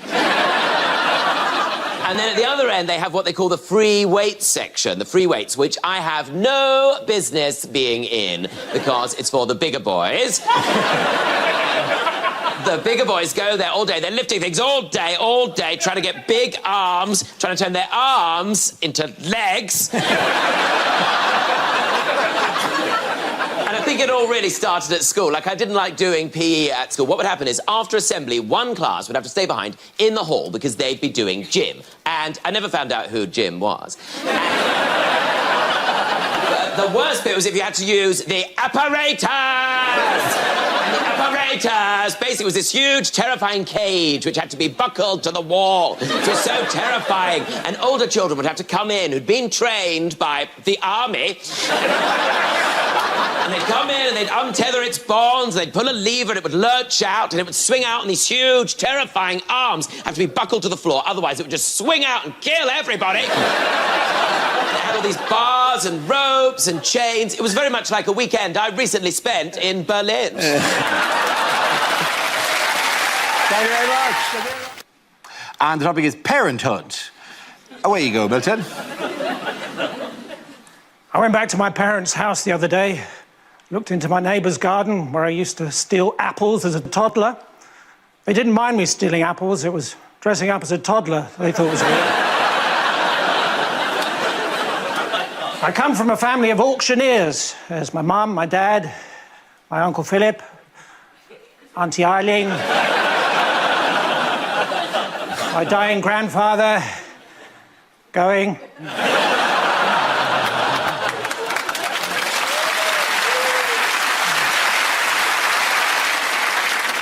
I said to my dad, I keep making mistakes. He said, you're talking to the wrong person. I said, oh, no, not again. He said, well, it wasn't as bad as that Uber driver I had the other day. He fell asleep.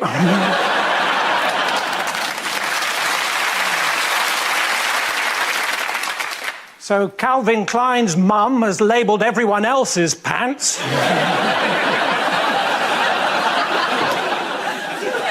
When my daughter was born, she had jaundice, so there she was, small, round, and yellow. We called her Melanie.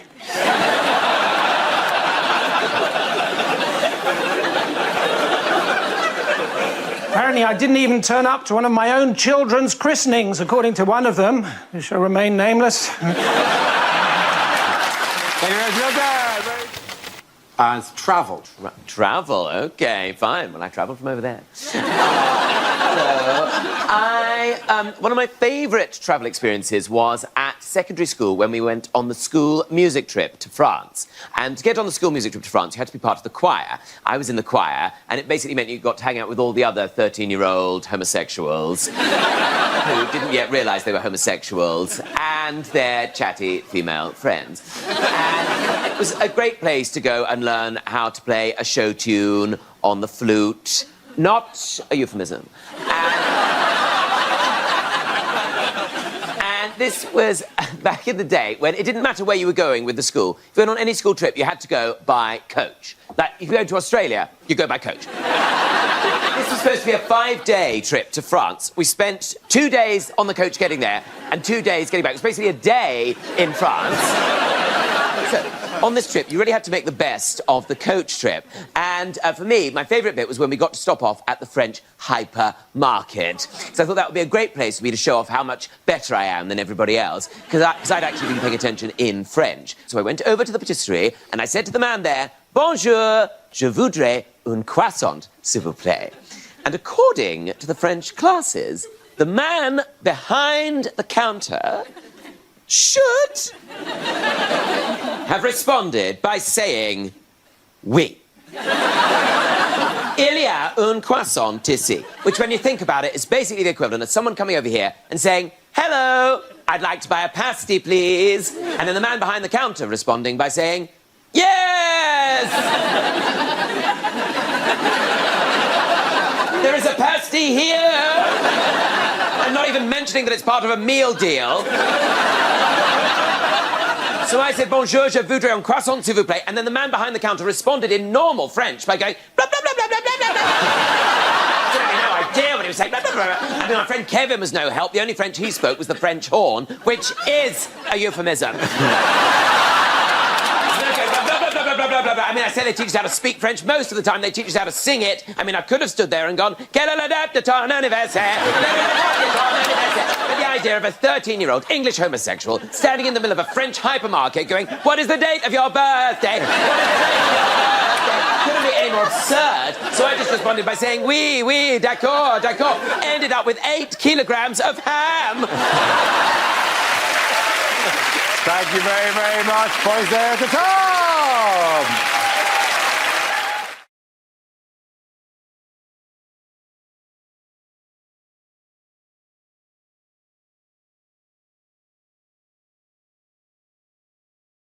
Things you didn't hear at the Olympics.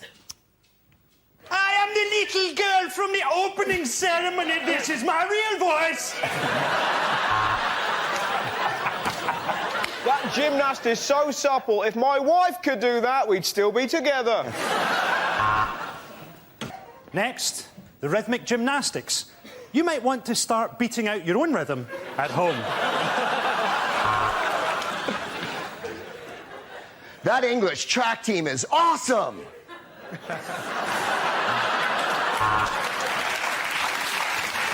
And it's gold for Ireland!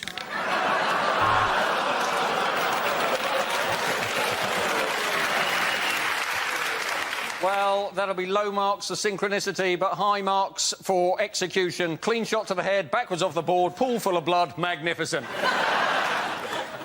And it... Go on, go again, man, go again. Do it. And there's fuck all for Ireland! No, I'm not letting you off for the last Ireland joke. You're not getting on again for the rest of the show. You are not doing another one for the rest of the show, all right? You've just been... Oh, let's look at the clock. It's more interesting than the show jumping. The one thing we're all thinking during the Olympics, doesn't Claire Balding look like Eddie Izzard? Nobody can touch this Russian gymnast except their coach and their uncle. And here comes... Hugh Dennis. Well, what a morning. We've got medals in the Yingling, Tiddly and Po. Chinese athlete with number 36 in his chest. That means he's a chicken chow mein.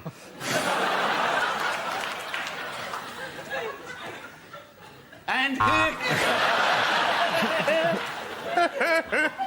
And the French have 4 faults. Their language, their food, their underarm hair, and the fact that they are French.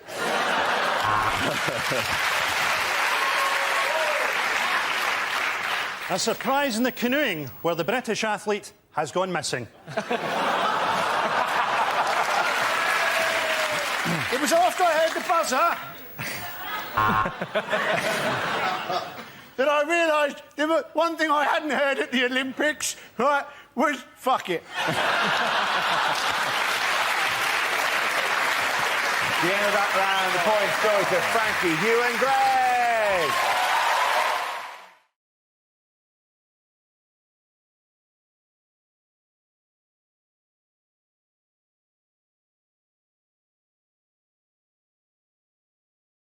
What world first will soon open in London?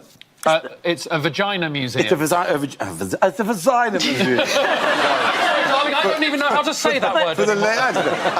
I am a delicate southern belle. I don't know say words like that. Oh, you've been on Grindr too long. Of a John.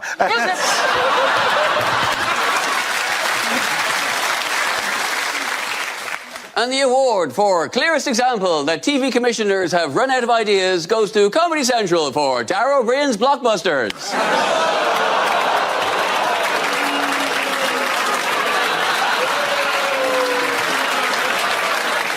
Those kids deserve to be on the telly as much as anyone. I tell you, the best thing that's happened to me in the last week, a taxi driver mistook me for Jurgen Klopp. By the way, people often ask what I write during this bit. I was making a sign that says, Ed is a prick. Moving on, according to psychologists, what healthy fantasies do some people have about their boss? Just rubbing oil into that smooth Irish head.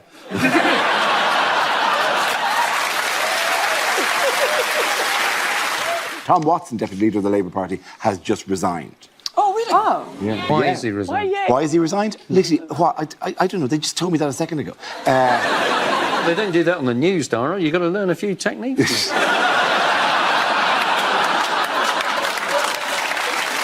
Now we come to scenes we'd like to see. So if everyone can make their way over to the performance area, I'll read out this week's topics, and then we'll see what our panellists can come up with.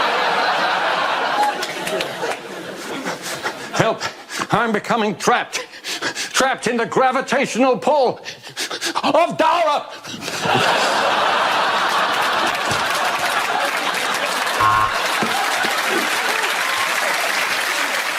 So tough week for the Conservatives. Labour, however. I tell you what, Tom Watson's resigned. Yeah. I just got everyone to sign this from the whole cast. With everyone's signatures on it, like whatever that Ed's a prick. And so we have that as a special thing. Should I sign it as well? Just to... No, you don't have to sign it. You're a prick. Unlikely lines from a costume drama. Yes, welcome to Mark the Worry.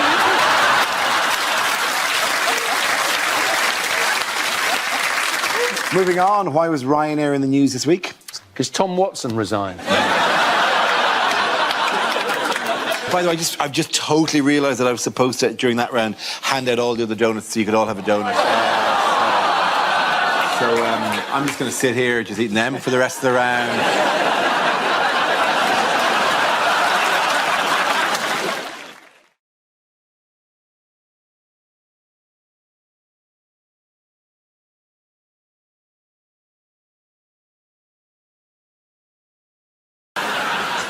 This game involves Nathan Caton and Ed Gamble. So if you could make your way to the performance area, please. This round is a stand-up challenge. I launched a wheel of news, and whoever chooses to stop, one of our performers must step forward and talk about that subject. OK, here we go. Let's spin the wheel. And the first topic is home life. Nathan. Yeah, I could talk about home life. I still live at home with my mum still. Thanks for the judgmental silence. Yeah, I live at home. My mates give me the most stick for it, because I'm the last one in my group of friends who still lives at home with my mum. They've all moved out, so they see me as a mummy's boy. And every time they see me, they're like, Nathan, what's wrong with you, man? Why are you still at your mum's, man? Are you embarrassed? Why are you still at your mum's? Why are you still at your mum's? It's like, I live in West London. Have you seen house prices? I'm not going anywhere, man. If anything, I'm looking at my mum thinking, when are you going to bloody leave? Clinging on, let it go, woman. She's gonna slap the black off me when she sees this.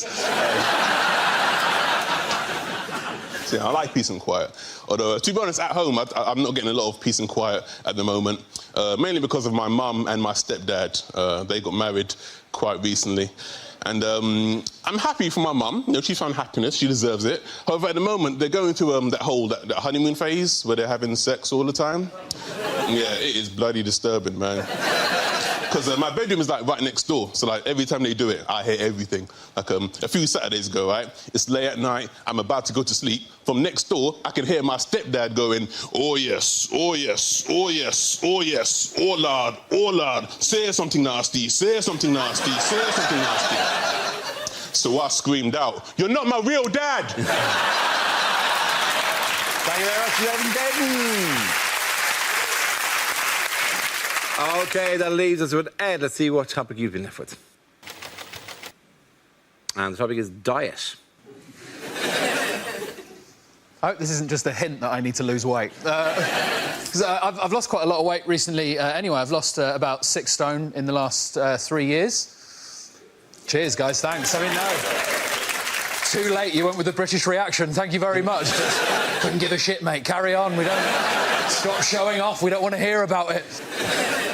Found myself in a bit of a nightmare situation recently. I went to the Middle East to do some gigs. Now, that bit was nice, that was lovely, but they put you up in a hotel where the food is all-you-can-eat buffets 3 times a day for 10 days. Now, this is a nightmare scenario for me because I cannot be trusted at an all-you-can-eat buffet. Sometimes I don't even remember the buffet bit. All I remember is picking up a plate and I'll wake up 6 hours later covered in rice and sauce.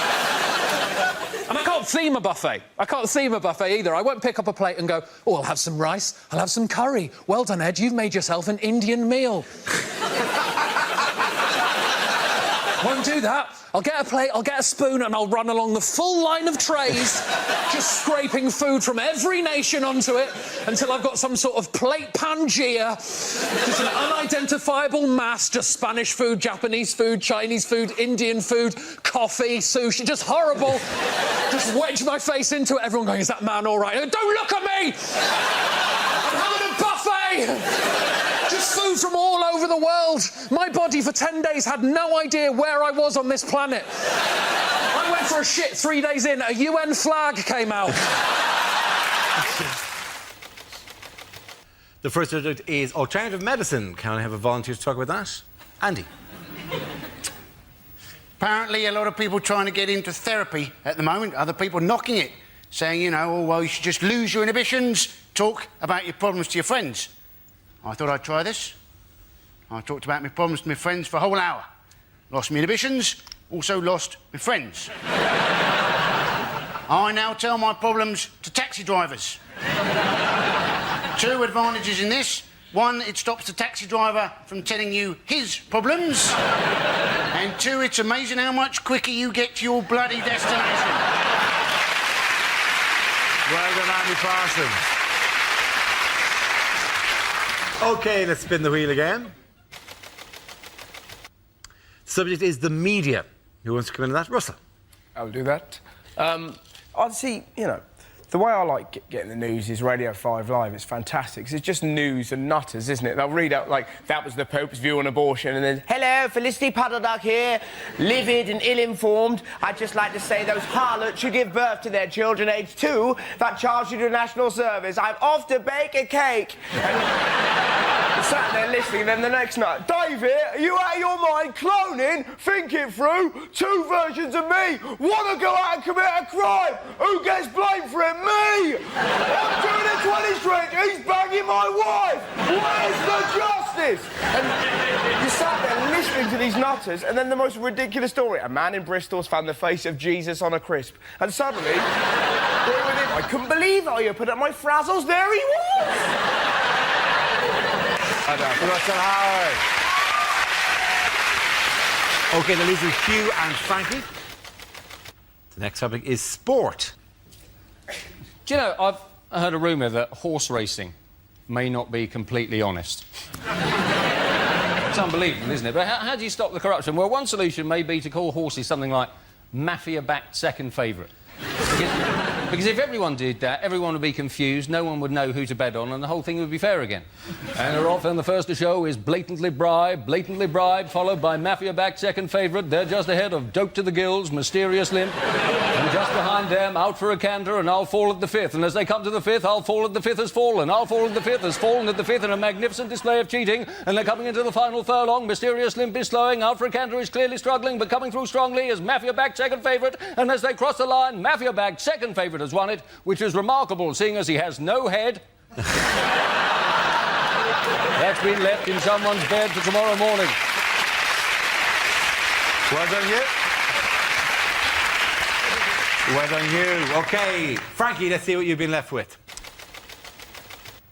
And it's environment. Didn't that used to be an advert for mints? Ryanair getting a hard time from the environmental lobby because they've launched a £7 flight to New York. Although, as always with Ryanair, it does land slightly outside New York, in Dublin. It's a pity we can't harness more natural energy, isn't it? Pity we can't harness the power of British moaning. Oh no, that moaning-powered light bulb's on the blink again. Oh no, there it is, back on. Everyone complained about the floods, didn't they? I like storms. I like thunder and lightning. What I like to do during a storm is shag my girlfriend and pretend that we're taking part in the conception of the Antichrist. Frankie Royal, ladies and gentlemen. The first subject is relationships. Who wants to come in that? Reece. It's a pretty exciting time for me at the moment. My girlfriend is currently planning the wedding. Sorry, not girlfriend anymore, is it? I keep doing that. It's not girlfriend. She gets so annoyed. My ex-girlfriend is planning her wedding. It's very hurtful for me to watch, but one of those things. Anyway, got a new girlfriend now, because that's how comedy works. Got a new one, and she's all right, my girlfriend. She's pretty good. She's not perfect. She's got her quirks and her tics, like she pronounces it espresso instead of expression. She's weird. And... relationships about compromise, though, aren't they? We all know that. Like, she doesn't want to watch football, and I don't want to die alone, so we don't watch football. That's the yin and the yang.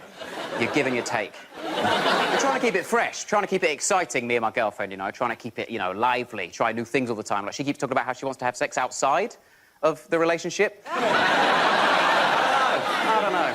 Constant surprises, me and my girlfriend. She bought me a gift the other day. I went round to the flat. There was this gift. It was a word of the day calendar. Don't know if you've seen these. Pretty cool. Different word every day of the year. That is more than 100 words. Pretty cool.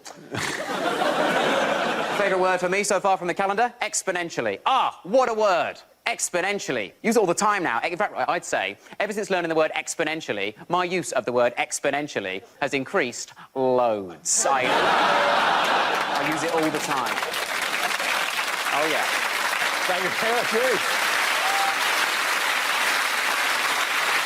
That leaves us with Milton. Let's see what your topic is. Let's spin the wheel. The topic is transport. So I got here by train. For the whole journey, there was a child opposite screaming. I could even hear him through my wolf mask.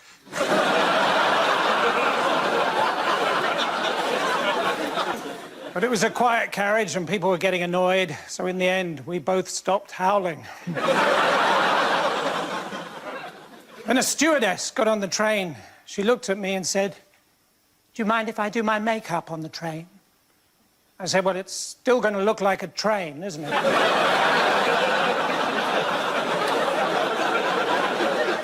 She put her hand out and said, "I'm Amber."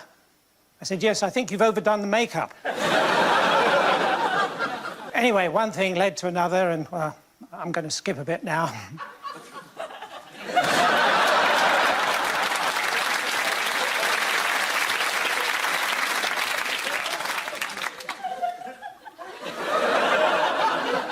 I was sitting in traffic the other day, and I got run over.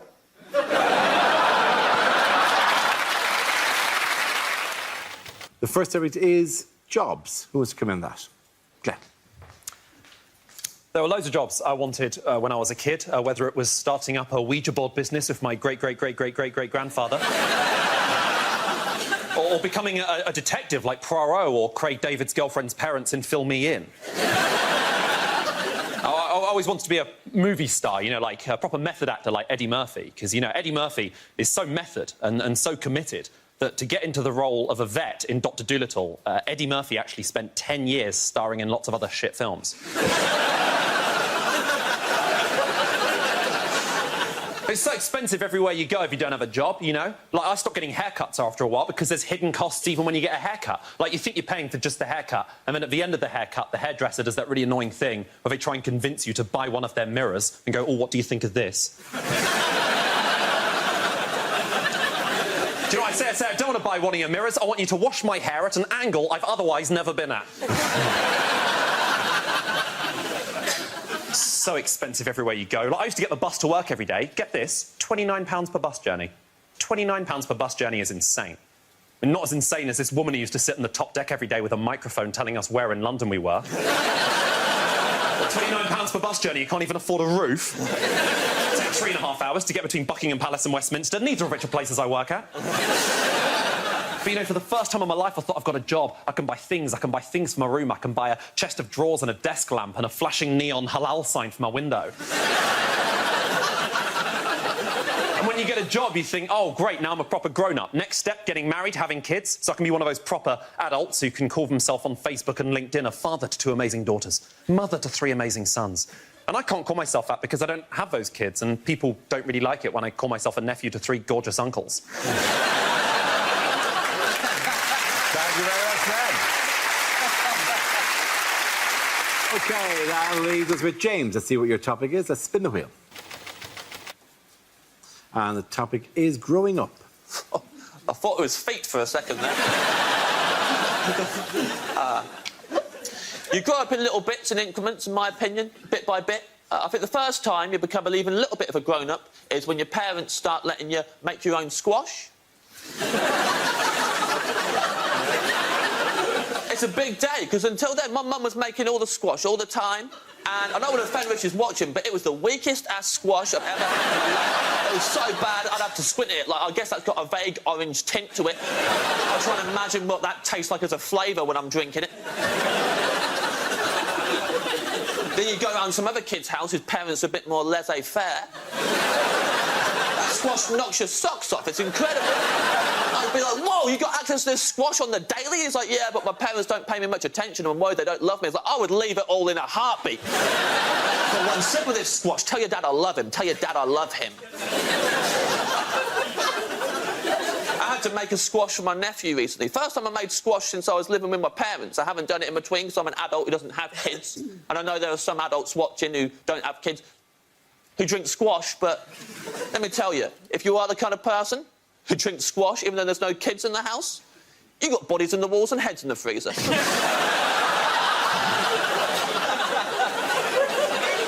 I don't trust a single one of you. I was out of practice making squash and I had to make it for my nephew, let me tell you. I should have really, like, given myself a side view so I could see the glass proper, but I didn't. I'm 32. I got so close to the glass still, so I looked straight down at it. Just straight down. It was just a flat circle. I had no idea of depths or dimensions. I hoofed it in. I damn near gave that kid type 2.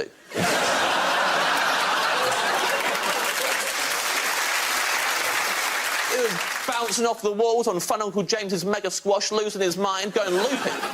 At one point, he starts asking me weird questions. He goes, Uncle James, how come my lip skin is different to the rest of my skin? I was like, I've never thought about that, but now you've said it, not a day's going to go by when I don't think about it.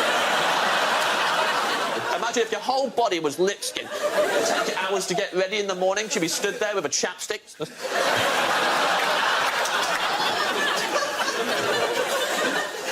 That's if you were the only one covered in lip skin. Obviously, you'd have a little chapstick. If we were all lip skin and that was just the whole human race, then there'd be like a giant chapstick in the living room from floor to ceiling, rotating at the speed of a kebab spit. The whole family would line up like cats on a scratching post. Always in the morning. And then we'd walk out into a world where no one could shake hands for fear of becoming aroused. Thank you very much, James.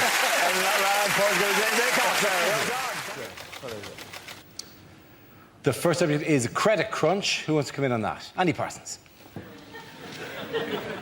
Now, the government have got this idea that what they want to do is bankers who've lost their jobs, they want to retrain them as teachers, but in half the time it would normally take to train a teacher. I bet the teachers are happy about that, aren't they? Hey, these people were crap at banking. The chances are they're also going to be crap at teaching, and they'll be even crapper if they're trying to train them in half the time it would normally take. Yeah, these people, right, surely it'd be better to retrain them as bankers. That is what they were crap at. Well done, Andy Parsons. OK, let's spin the wheel again. The subject is eating out. Who wants to talk about that? Rod. I ate out the other day. That's what I went to Cardiff Bay. It's all changed, you know. They've done it all up, and it's all European development money. And some of the places now have got tables outside. It's al fresco dining in Wales. Just taking the piss. I think I tried to have a Twixt on a bus stop a few years ago down there. It was too wet to eat. So everyone's pretending it's Madrid down there. You know, your soup bowl's filling up faster than you can eat it. I didn't get past my starters after 7 hours of soup and rainwater. I gave up. Everyone's pretending it's Madrid down there. So your soup bowl's filling up. There's waiters with frosted eyebrows fighting their way to the tables going, spaghetti carbonara, spaghetti carbonara. I'll get another one, I'll get another one. Rocklever. That leaves us with Tom and Russell. Let's spin the wheel. The next subject is extreme sports. Who wants to come in on that? No, why not? I went skydiving. I don't know if anybody here has ever gone skydiving, but if you haven't gone, I'll tell you what they do. They give you a couple lessons, then they bring you up into the plane, and you're not allowed to jump out of the plane on your own because it's too scary. So what they do is they hang you off the wing of the plane, which isn't scary at all. And the guy inside, he yells, "Let go!" 3 times. Then he gets mad.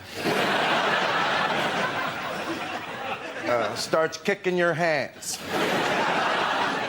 'Cause I'm not letting go.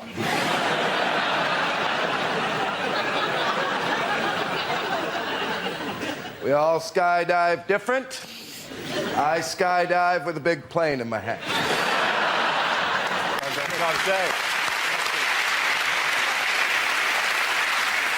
OK, Russell, let's see what you've been left with. Let's spin the wheel.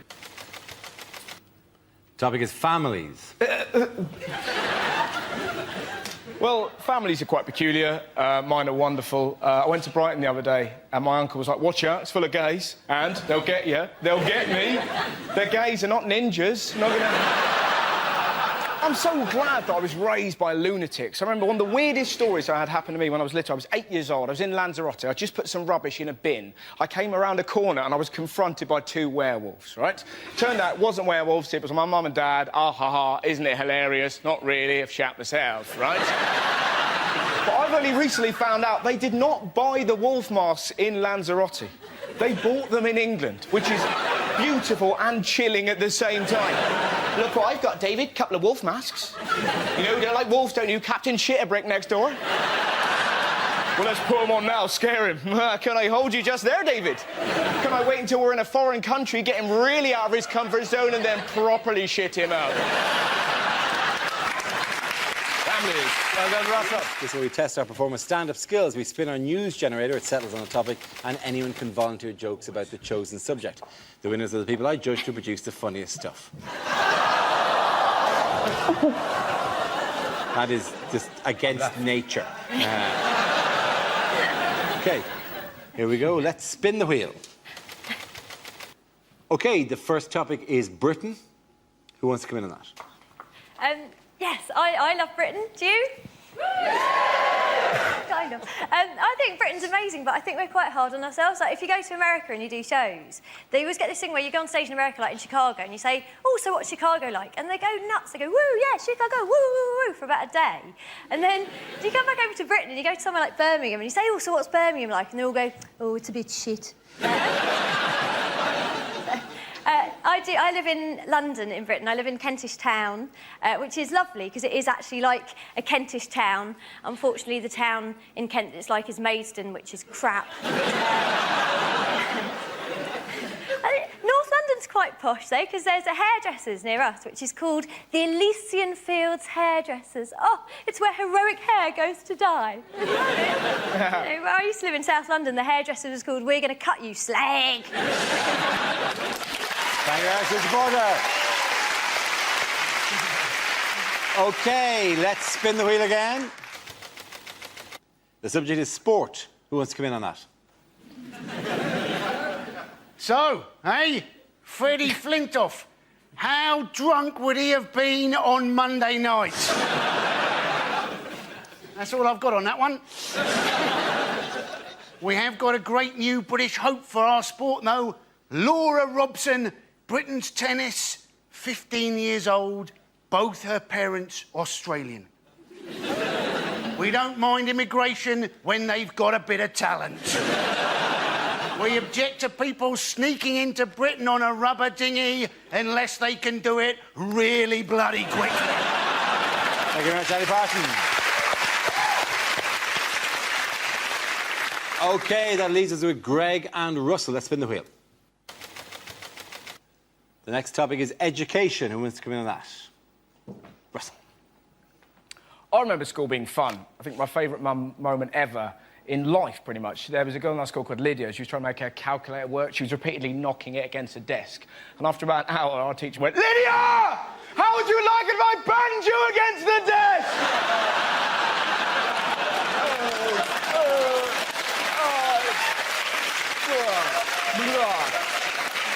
It's the greatest day of school. But now it's more sinister, isn't it? Like, they're now talking about teaching 5-year-olds sex education. Of course, people are very angry. It's disgusting! It's too much! Like, calm down. Not going to teach them technique. Right, this is how I like to do it, kids. That's right. Kids aren't going to run home, put dolls around a toy car and go, look, Mum, they're dogging, they're dogging. It's going to be some poor teacher trying to talk to 5-year-olds about love. Can you imagine a harder job? Hello, children. I'm here to teach you about love. Good luck with that, mate. I'm off to lick that tree. Thank you very much, Russell. OK, Greg, let's see what topic you've been left with. Let's spin the wheel. And the topic is the human body.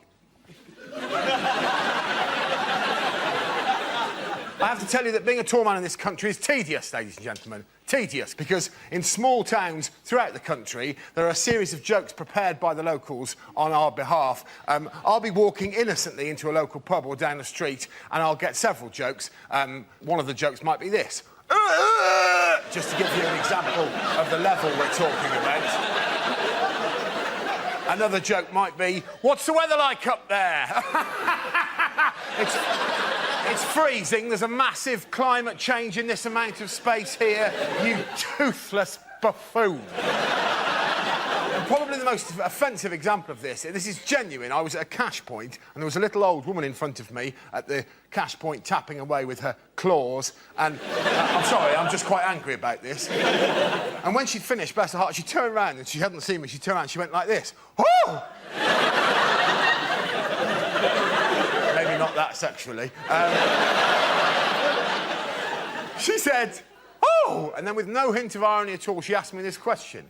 Would you like a job at my house, changing light bulbs?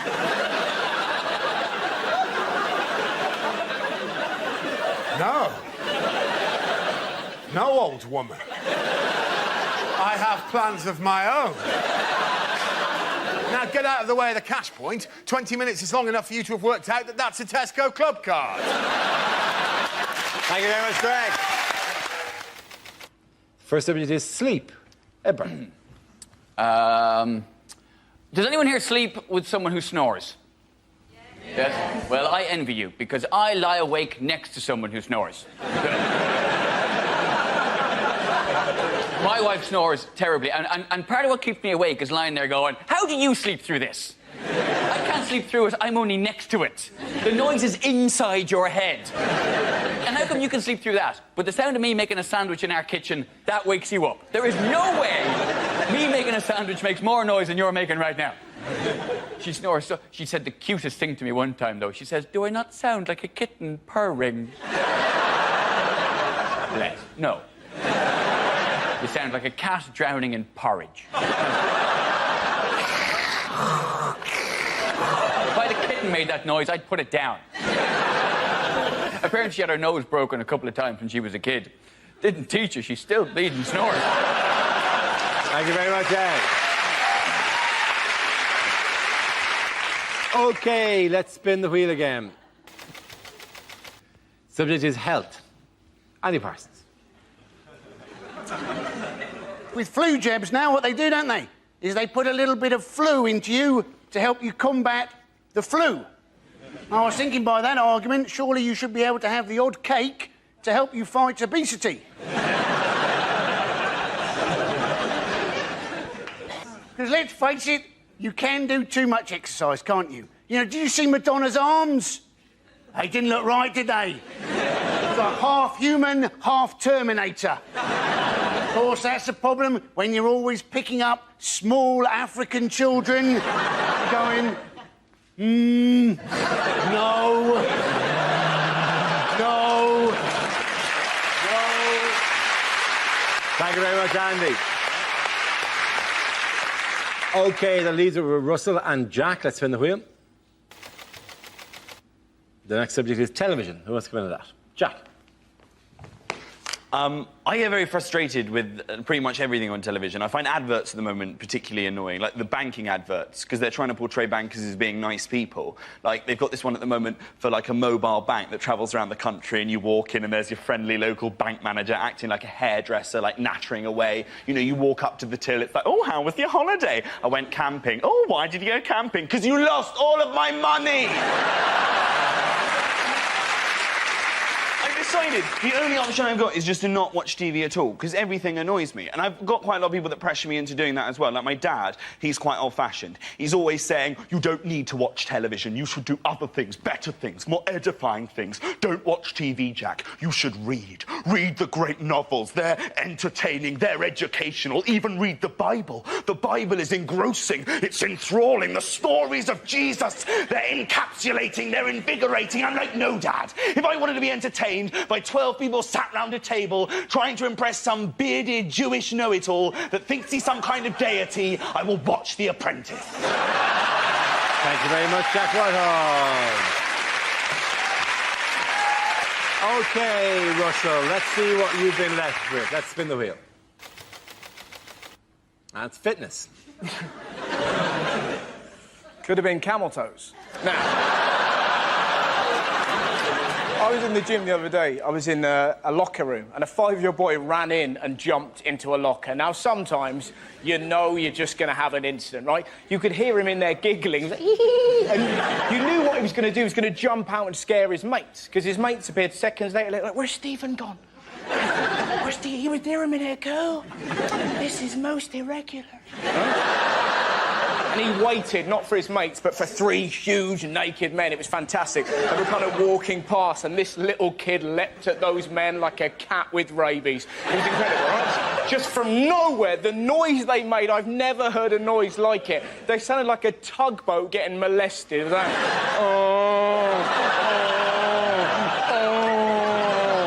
His long-suffering dad is in the showers, obviously heard this and went, "That'll be my bloody boy!" Ran back, confronted this glowing hellbeast and went, "Stephen, what have I told you about acting up in public?" And this little kid cut his dad down with one very simple sentence. "Dad, your willy's moving?" You're just there going, oh, the world is a better place. Thank you very much, Russell. At the end of that round, the points go to Ed and Jack.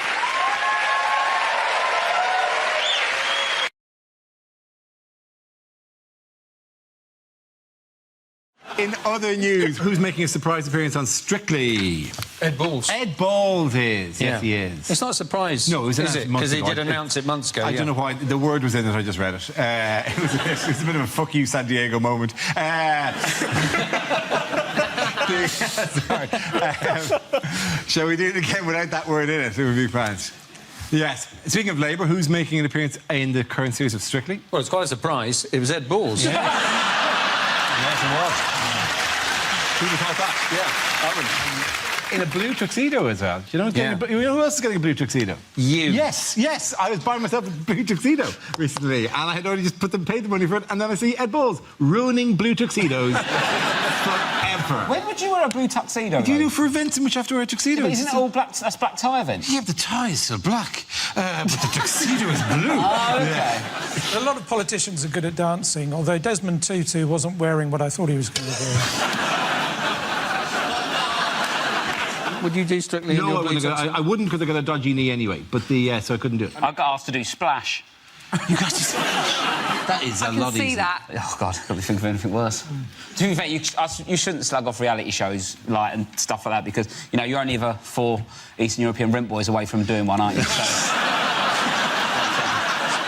That footage of him on Strictly was so embarrassing. I'm surprised he didn't pretend to be a washing machine salesman called Jim. Yeah, he said it was a midlife crisis, didn't he? But looking at the state of him in that photo, I think midlife's a bit optimistic, isn't it? In that photo, basically, that suit was actually sequined, but he breathed out, and then... Apparently his Native American name is Dances with Difficulty. OK, at the end of that round, the points go to Rob Tiffany!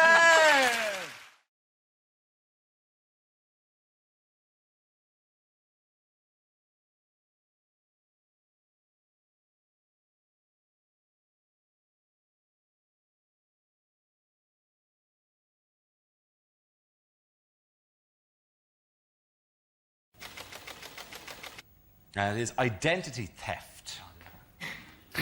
The simplest things now you can't do without the threat of identity fraud. Like getting a passport. I went to get a new passport, queued for 2 hours, got to the front of the queue, and they said, "Sorry, you can't use this photo. It's not valid." Why? Your face is too big. My face is normal. Right? It's a normal size. I have a beaky nose, but I can't stab someone with that. Because of terror, there's all these rules now for passport photos. Your face can't be too close to the camera. You can't be smiling too much. You can't have a hat on, gun, all this, right? What do you mean my face is too big? OK, immigration officials, maybe not the brightest people in the world, are they really going to look at your passport and go, "Yeah, that looks like you, except this man's face is massive"? If this was you, you'd be a bloody giant.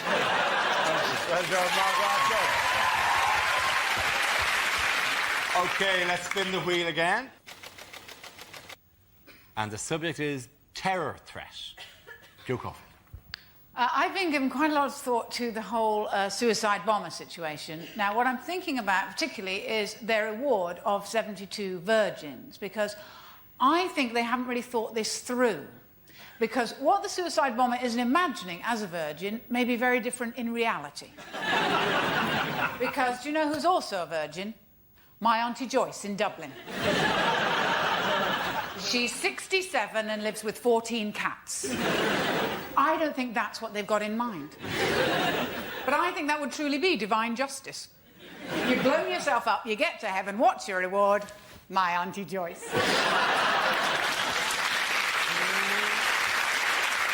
And she's keen. She's waited a long time.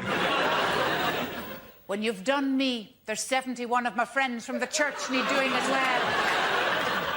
You'll have to do Bridget from behind. She's on a Zimmer frame now. Joke of here!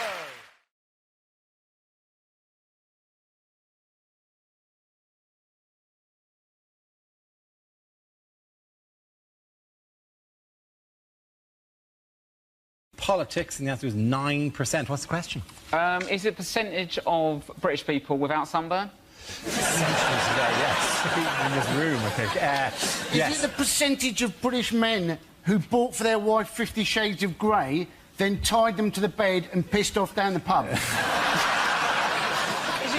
Rounding it up, what % of Jesus' disciples turned out to be a bit of a wrong-un? Is it what percentage of people at a Michael Bublé concert aren't using Tenna Lady? Is it what percentage of EDL members can spell EDL? At what point would I normally start running around the room going, have you got a charger? Have you got a charger? Is it for how much of history has Bruce Forsyth been alive? As a relatively successful stand-up comedian, how much tax should I be paying?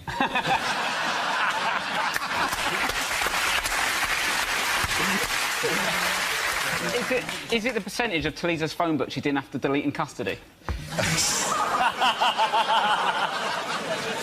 What are Edward Snowden's chances of making 40? What? I'm not going to kill him. Are you sure you weren't initiating the murder of Edward Snowden? Unless this is a sleeper cell that I really hadn't known about. Been operating since 2000. You definitely offered me £100 backstage to kill Edward Snowden. It definitely happened. To be honest, you're a Geordie. You'll do anything for £100. What proportion of the UK electorate think UKIP is in fact a sleeping tablet? Okay. Okay. I know I say these words a lot. The real answer is, it what gradient of hill makes Chris Froome go, that's a piece of piss? How many Glastonbury Festival goers are still chilling out in front of the pyramid stage? Is it how much of the show will be over by the time you get the correct answers to this? What percentage of this panel will still be alive when Dave show the final repeat of this episode? Amen, brother. Okay. Sorry, genuinely, the correct answer if you can, please. Genuinely, what percentage of people actually can't believe it's not butter? Yeah. Is it genuinely... What percentage of Dale Winton's skin has not been replaced by a world of leather? Please, can we just have a proper answer for once on the show? Is this the MP's pay rise? Is this how much our MPs pay due to go up by? Absolutely right. Thank you very much, Ed Bird.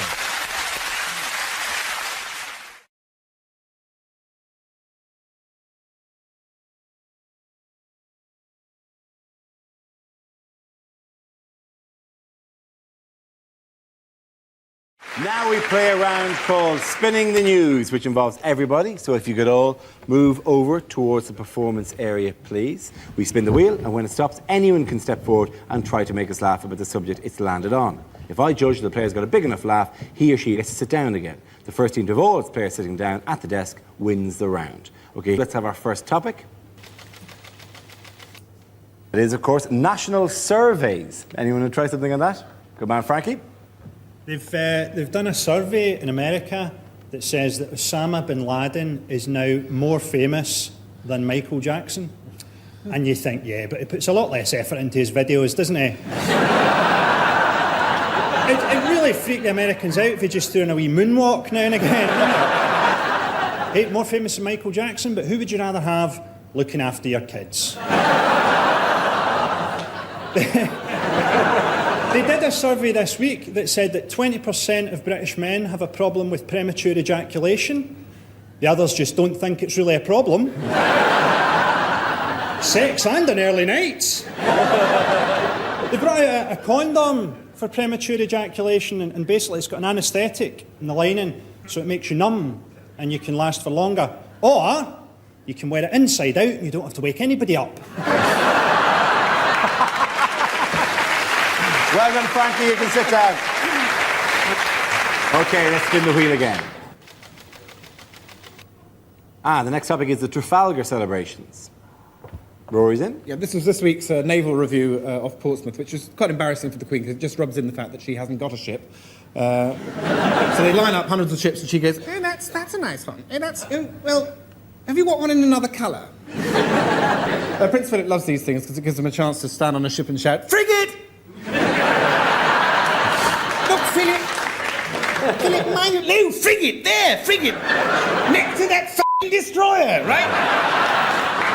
Very good, Rory, sit down, come on.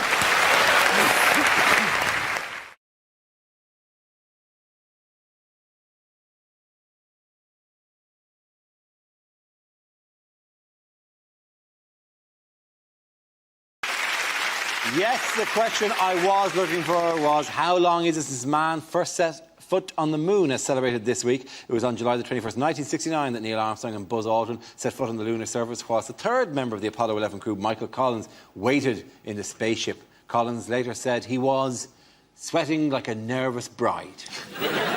It's such an interesting fact because, like, we've only really... A lot of the population just found out that there was a third guy. You're like, oh, really? Oh, cool. How tempted would he have been just when they were coming back just to put on an alien mask like that? So he went, hey, you never guess what the... Before we move on, can I get this straight? We're going to talk about this like the moon landings happened? Yes, we're presuming for the sake of this conversation that the moon actually happened. In 1969, right, they took off and went, oh, let's point it at the moon. Let's land on the moon. Oh, there's the moon. Oh, time's up. Let's take off from the moon. Go back to Earth. Let's point it. We don't want to miss Earth. NASA can't launch a rocket from here without blowing it up. Their next mission is called Operation Space Grave. We, as a culture, do not have the ability to get to the moon. We don't have the ability to get a Saturday show right for Graham Norton. What else are we going to be talking about? We're going to be talking about Aslan's birthday, are we? Mrs. Tiggy Winkle having a wedding anniversary. It didn't fucking happen. It did happen. There was a faked moon landing, but you are confusing it with the one by Wallace and Gromit. Their current theory is that what they want to do is try and make a stopping-off station on the moon so as they can get to Mars. And that sounds to me rather like a Ryanair flight, isn't it? Oh, yes, we're flying to Mars, we actually land on the moon, and there'll be a bus service from there. Doesn't going to the moon and going to Mars seem a bit pointless now that we've invented Photoshop? Hey, there's a man on Mars, and it's Bruce Lee. They've actually found that, though. They've got a little bit of Mars back, haven't they? And they've actually found that there is life on Mars in the form of bacteria. So now we know that if the Martians ever do land, all we've got to do, little bit at Sillet Bang, we're away. It'd be a very short film, though, wouldn't it? Yeah. War of the Worlds. And just Tom Cruise cleaning his kitchen. End of War of the World. There's a British guy up there at the minute, isn't there, in the space station? Yeah. No, just in space. Oh, OK. In space, just in space, generally. Oh, that's the sad thing in space is Satanta still have the satellite going around. Just recently. And it's just trapped inside is Steve McManaman going, hello, hello. Like the Superman baddie. Spinning around. all the Satanta presenters, Steve McManaman, Jor-El, they're all in there, trapped forever. Oh, we overextended ourselves financially. You can't have a British space station. Now, it would just sound so rubbish just to hear him up in space going, Nuneaton, we have a problem. You know that robot you said you sent us? Yeah, it's an old man covered in tin foil. You can't really have a British space programme, man. The only way we'll ever get a Union Jack onto the moon is if we stick Nick Griffin on Brixton High Street. I don't know, but would you go to Mars if you... Are you offering? I've already applied for the programme to be fired to Mars. I've applied several times under the name Chris Moyles. Yeah, just surprise me. Don't even tell me if you're going to do it. Just stick a sack over my head and fire me up there. And if I say no, and if I say it's not me, I'm just joking. That's just a funny joke I do. Just fire me to Mars. There's going to be no glory if we ever put a man on Earth, because you're there for 3 years not using your body. You'd arrive in Mars, go, here we go, and... my legs don't work!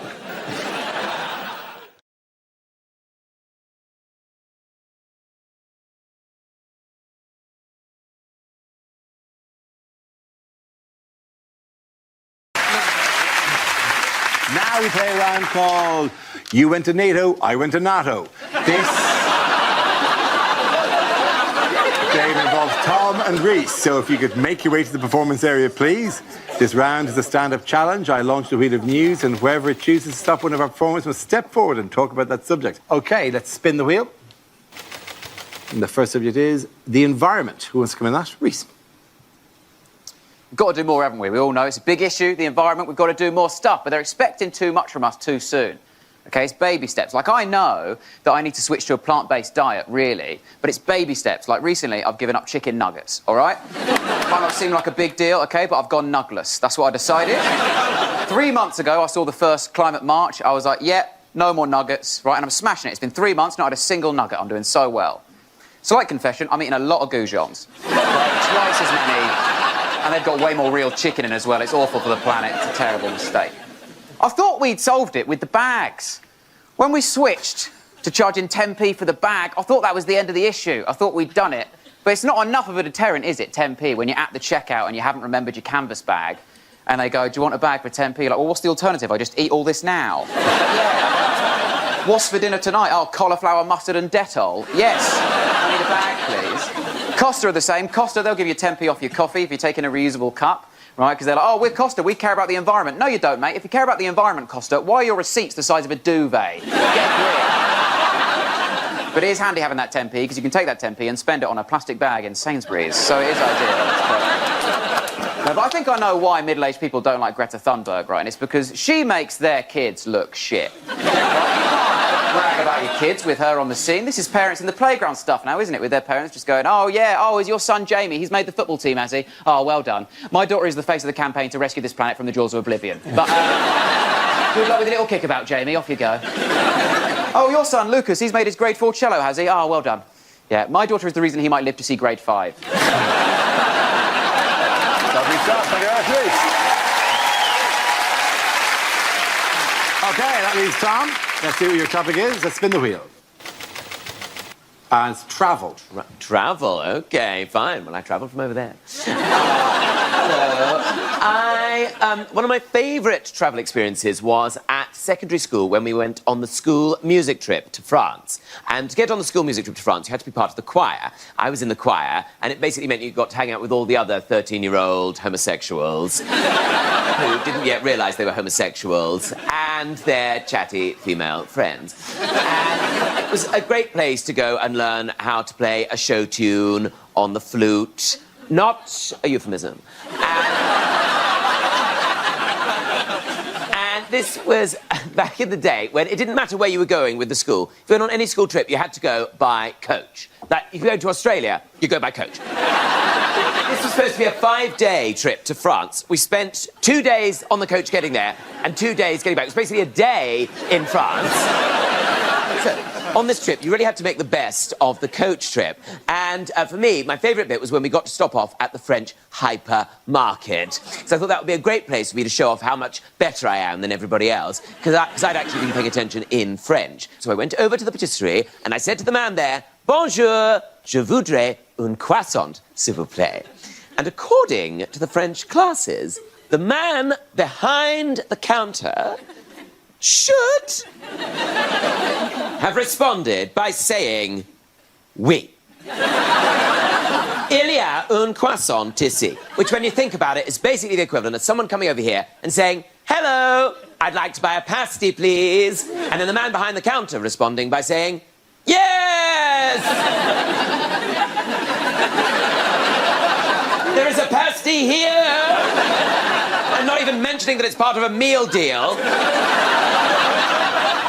So I said, bonjour, je voudrais un croissant, s'il vous plaît. And then the man behind the counter responded in normal French by going, blah, blah, blah, blah, blah, blah, blah. I had no idea what he was saying. Blah, blah, blah, blah. I mean, my friend Kevin was no help. The only French he spoke was the French horn, which is a euphemism. Blah, blah, blah, blah. I mean, I say they teach us how to speak French. Most of the time, they teach us how to sing it. I mean, I could have stood there and gone, quelle est la date de ton anniversaire? But the idea of a 13-year-old English homosexual standing in the middle of a French hypermarket going, what is the date of your birthday? Couldn't be any more absurd. So I just responded by saying, oui, oui, d'accord, d'accord. Ended up with 8 kilograms of ham. Thank you very, very much. Points there at the top.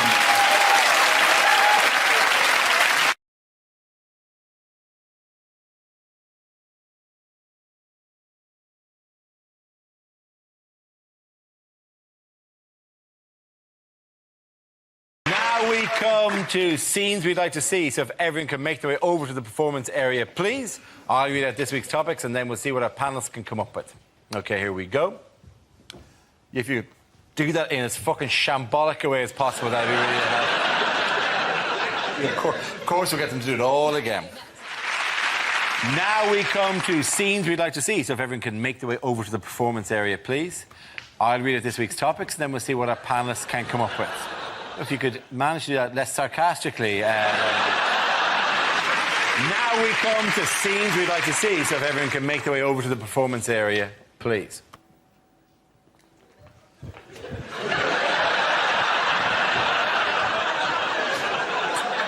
Yeah, you don't do it again. Look, naturally...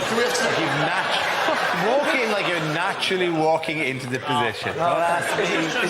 It's my normal walk.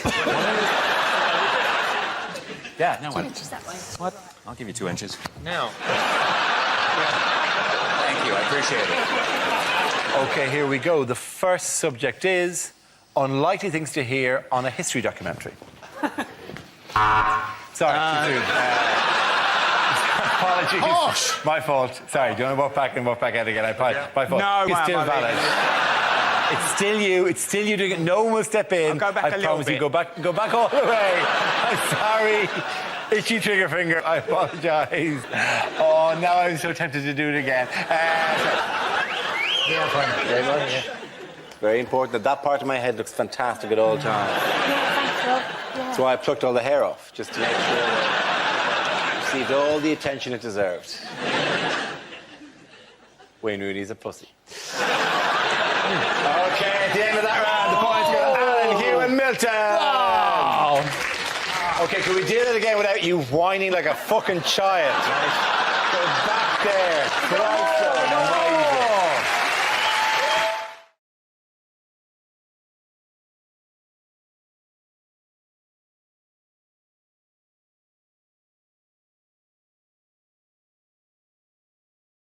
The next topic is teaching. Who wants to come in on that? Greg. I was a teacher for many, many years, ladies and gentlemen, and I knew the day I had to leave teaching, it was simple because a very clear sign was given to me that I should leave the profession by a child, because a child walked into my lesson 20 minutes late. I was a very strict teacher. I was livid. Yeah? I was almost as mad as if that child had been running in the school corridor, right? I thought, I am having this little bastard. I am having this. So I gave him my most ruthless teacher stare when he walked in, something like... Maybe not that sexually aggressive.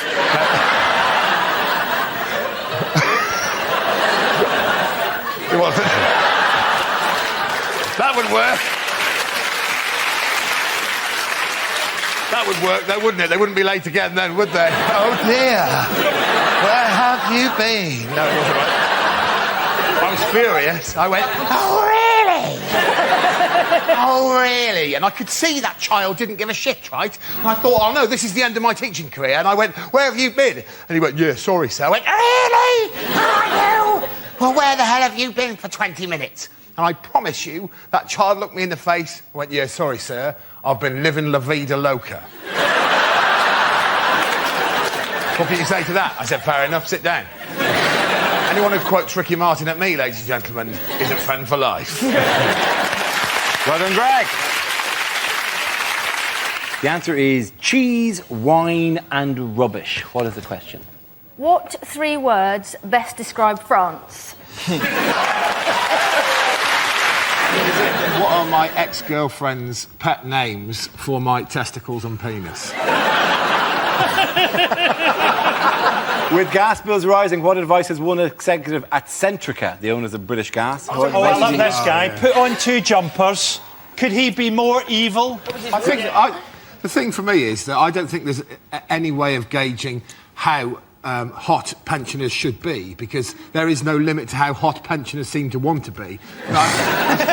Speaking to my granny, I'm pretty sure I could pour a boiling pan of jam in her face. I have walked into there and almost turned into a pillar of salt sometimes. And to be honest with you, if the heat doesn't get you in that woman's flat, then the speakers on the telly will make you mentally ill. Lines you wouldn't hear in a superhero movie. No, R. Kelly, you can't join the Fantastic Four. It's not enough to believe you can fly. Unlikely letters for an agony aunt to receive. Dear Deirdre, can that giant man lift me up like a baby?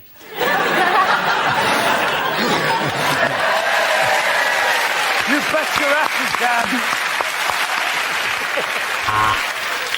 Dear Auntie, my testicles are the size of space hoppers. I don't need any advice, I just wanted to tell someone.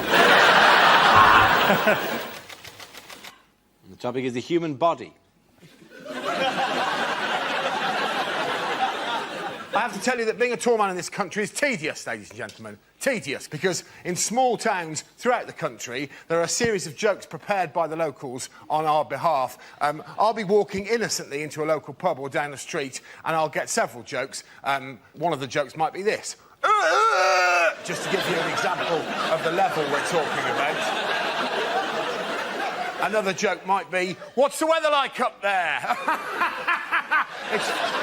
It's freezing. There's a massive climate change in this amount of space here, you toothless buffoon.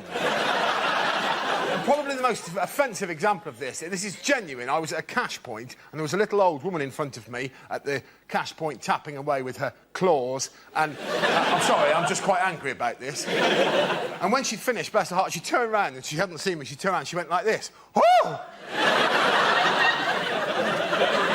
Maybe not that sexually. She said, oh! And then with no hint of irony at all, she asked me this question. Would you like a job at my house, changing light bulbs?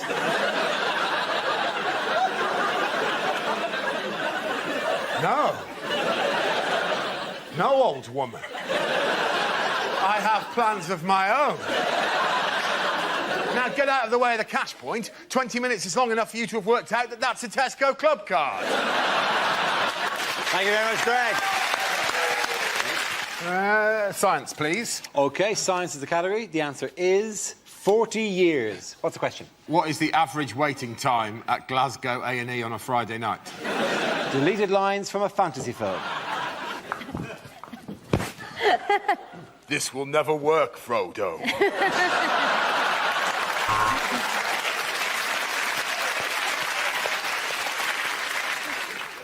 You all right, John? How's it going, all right? Yeah. How's the kids? All right? See you later.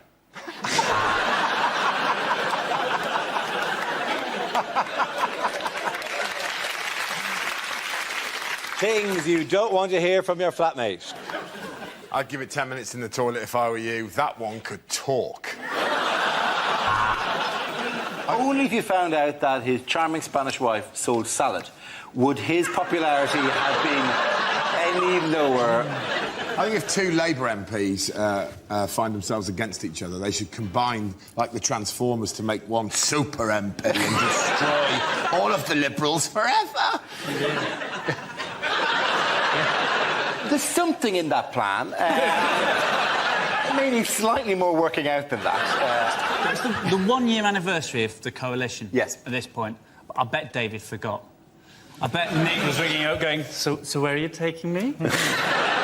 We know where he's taking you. And how roughly. I agree. Cameron is constantly going on about the strength of the union and how strong they are. I think they should be made to kiss in public. That's what we used to do at primary school. If people said they liked each other, we made them kiss. By the way, was this during your career as a pupil or during your later career as a teacher? It was a prison. It was a prison school, I was at. OK. Subject is family. Who wants to come in on that? Greg. All of my family are obsessed by the ageing process. Every single generation of us are obsessed by it at the moment. I'll just share this with you before I talk about other family members, just so I can get it off my chest. I was visiting my parents last week, and an old family friend came up to us in the street and said to my mum, "Hello, Pauline, how are you?" She said, "I'm all right, thanks, Kath, how are you?" And then she looked up at me and she said, "Hello, Bob, how are you?" Bob is my dad. He is 75 years of age. All of us are obsessed with it. All of us are obsessed with ageing in our family. Even my nan. My nan is doing her best to hold off the years. She puts a pound of face cream on every single morning, you know, and there's not a face cream on the market that works, ladies and gentlemen. I know that because of my nan, because she's a lovely woman, but she's religiously applied this stuff, and with the best will in the world, her face is ruined. I said to her, "You've spent all that time and all that money, Gran, and your face is no better than Grandad's." And he's dead. He died in the war. He got shot in the face. With a cannon.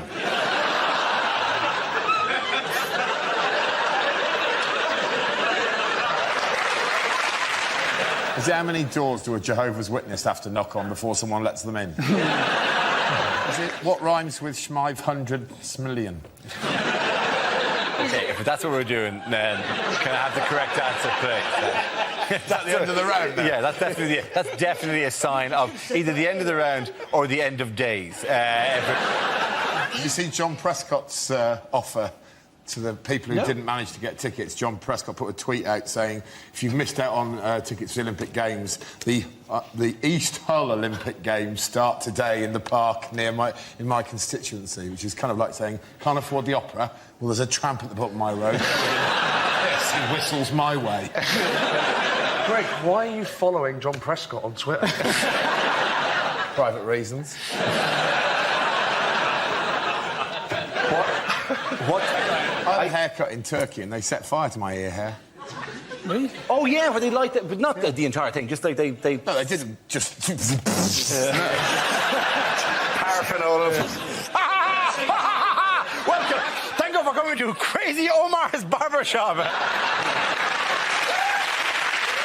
Things you wouldn't hear at a school assembly. I'm sorry to keep you waiting, boys and girls. I've just had a shit the size of a baby seal. A wise man once said, boys and girls, that if you try your hardest, you can fulfil your dreams. Generally, that's true. Not for you, though, Tom. You can't read. So... The next topic is unlikely things to hear on a TV talent show. You're right. I can't sing. Thanks. Oh. Where's my double act partner? Oh, he's in here. Feeling nothing more than feeling. Trying to fall. The first subject is fatherhood. Who wants to come in on that? Greg.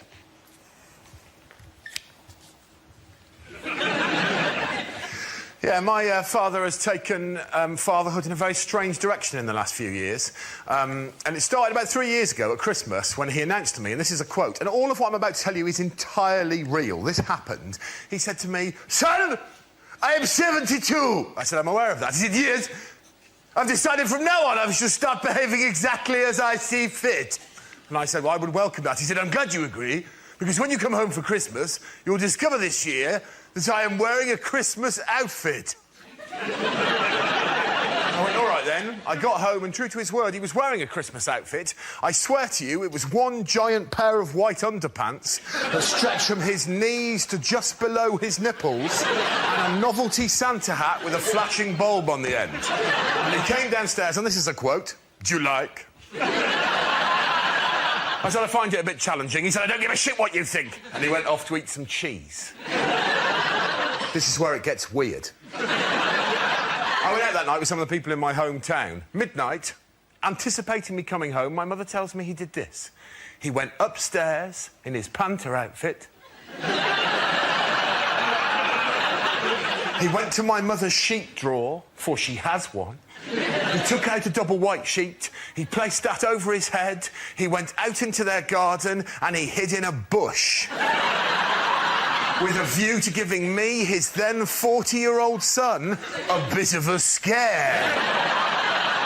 Presumably, my mother is so sick of his shit, she decided not to tell him something that she full well knew, that on that occasion, I'd stayed over at a friend's house.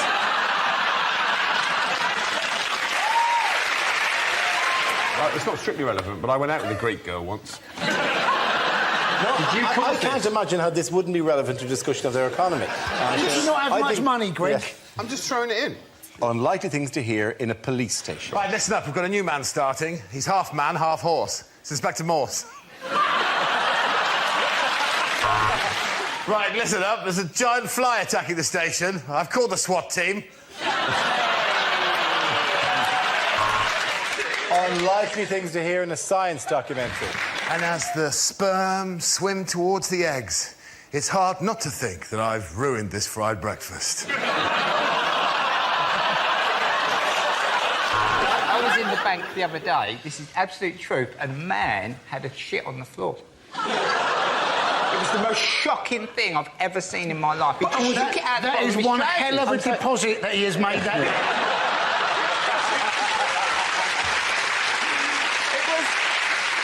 He probably normally does all of his banking on the internet, but he couldn't log on that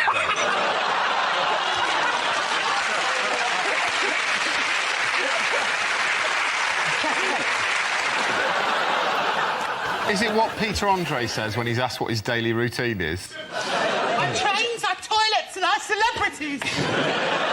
Is it what? Is it high pitched but not Australian anymore? Our trains, our toilets, our celebrities. I went to a voice coach to get rid of my Australian accent, and I can't help thinking she's done something wrong. I've been over in this country for a while, so I sometimes slip into both fucking accents.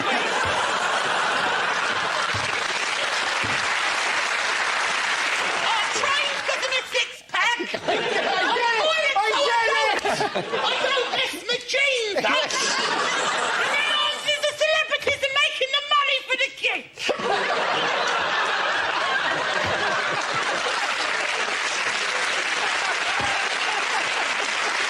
On the Peter Andre thing.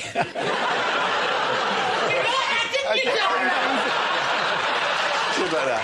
Where it makes the money for the children. That was the conversation. Is it? No. What three things were most complained about at the Queen's Jubilee? If you can do that in a proper voice. OK. But these things were most Was it not a bit strange that they built that really elaborate, beautiful rowboat called, what's it called, the Gloriana? Gloriana, my mate built that. For the Queen, and yet... Was it just me who thought it's a bit weird that she's not on it? Because the only person who was on it was Claire Balding, as far as... Essentially, there's thousands of foreign tourists who think that Claire Balding is the Queen. I saw the British Queen the other day. Looks like she can handle herself in a pub fight.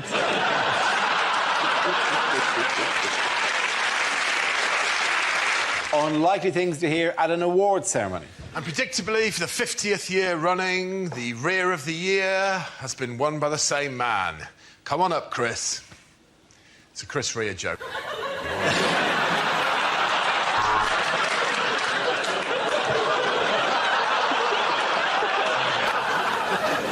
And the award for best film, Kling film. Oh, that was all right, though, was it? It's bullshit, Dara. It's all politics, man. And the best posthumously released rap record goes to Kim Jong for I Told You I Was Ill. Too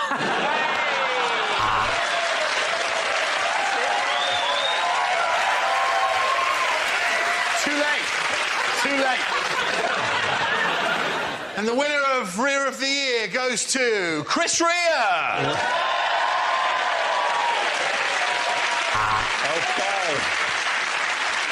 Our next topic is unlikely lines from a thriller. I want to make you a vodka martini. You can't handle vermouth.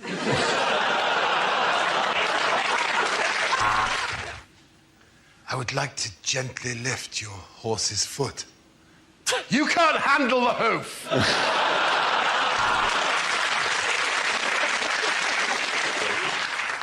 And as his eyes gradually became accustomed to the shadowy darkness, he realised he was not alone in that room. Who is it? It's me, Peter! People make an awful lot about the pressure that kids are under, and I suppose they are, but speaking as an ex-teacher, that when it comes to exam time, there's far worse pressure on the teachers, because you have to spend sometimes 4 or 5 hours in those halls just walking up and down, and it's a recipe for insanity. I had no choice when I was teaching but to invent a game called Campile. It was just to see who could walk up and down the aisle the campest.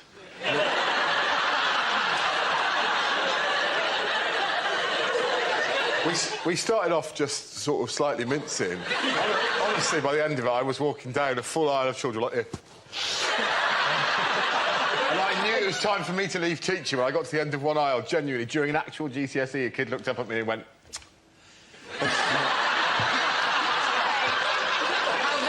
So were you essentially voguing your way? I'm not exaggerating. By the end of it, I was like... The thing is, they want to make the exams harder, don't they? You know, but surely they're hard enough already if your teacher is walking up and down. Oh, no, I'm still qualified, technically. We'll have to cut this bit out.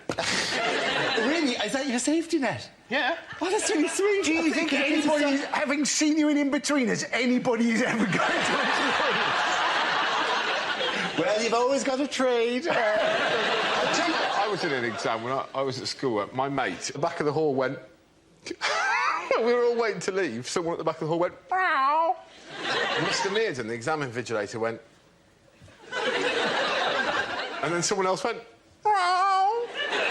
And then... Meow. From different parts of the hall, and it led to my favourite sentence I've ever heard come out of an adult's mouth, which was, all right, no one leaves until the meowing stops.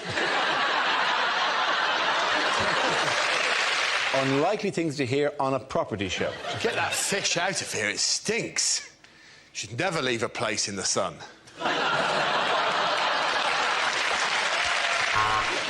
This week on Grand Designs, my gran designs a house. It'll be shit. She's got terrible arthritis and not even a rudimentary qualification. Knock it down, tarmac it, fuck 'em.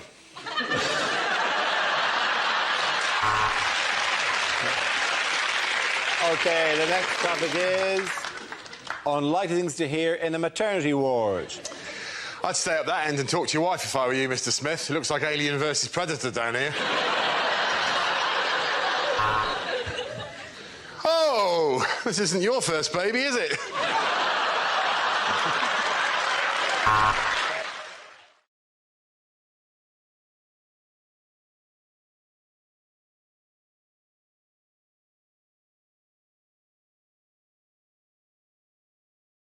What has Alice been accused of this week?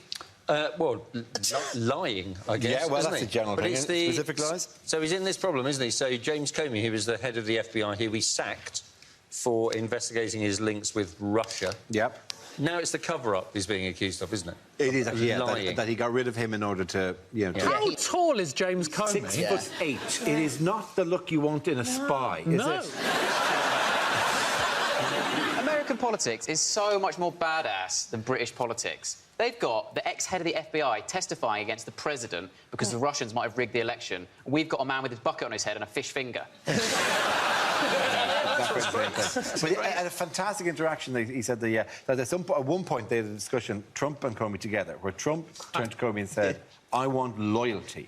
And Comey said that he just stood there not saying anything, hoping that he could get out of this moment, and eventually had to say something and said, I can promise you honesty. And Trump said, yes, honest loyalty. What? That is like going to a lady going, I want sex. And she said, we can be friends. And you go, yes, sex friends.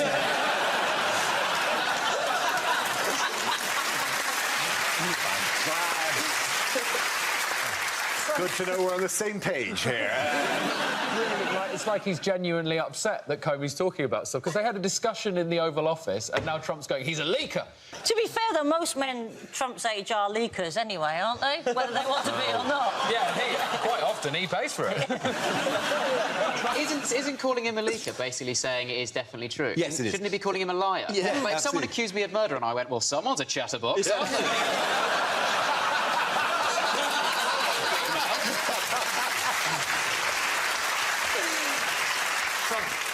Trump's got to be careful with all these lies, man. It gets you in trouble. Let me tell you a story, Dara. I'm always happy for James' story. A little boy named Pinocchio. He was a little wooden puppet who came to light because he was possessed by a demon. And he would go around and he would lie to everyone because of the devil. And then all the villagers, they put him on a bonfire and they burnt his soul to ash. And Trump should learn you never trust a puppet.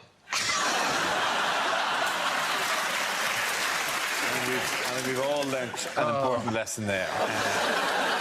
You fucking idiot. Do another one, another one. No, literally, no. I want to hear James's version of the Bible. The entire thing. In the beginning. No.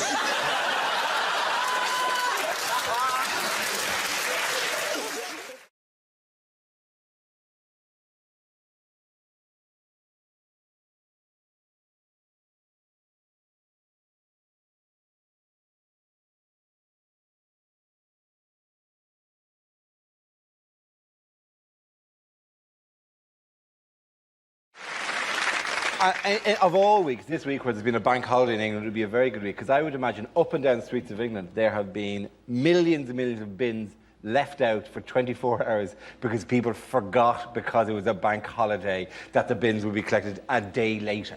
I know if you drove to any street at night, there are loads of bins out that people forgot, because we're stupid, and frankly, we pay money so that you'll do it, so that I don't have to worry about that, and the bin fairies will come along and make the rubbish go away. Can I check something? Are you only supposed to put your bins out, what, on a certain day or something? Yeah, that is the way it works. You're not supposed to leave the bins out and after every meal walk out with a plate and just scoop them into the day. Well, there you go, that's what a maverick I am. I'm having 3 shits a day and I'm putting my bins out whenever I want. Nobody stop me. And have you noticed that, like, people in your street are getting more and more hostile with you? Yes. Yeah.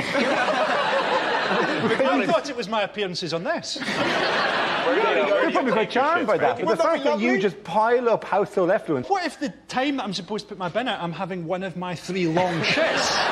Where are you having long? It's not like a mail train where, like, you have to hold your bin out at exactly the right moment.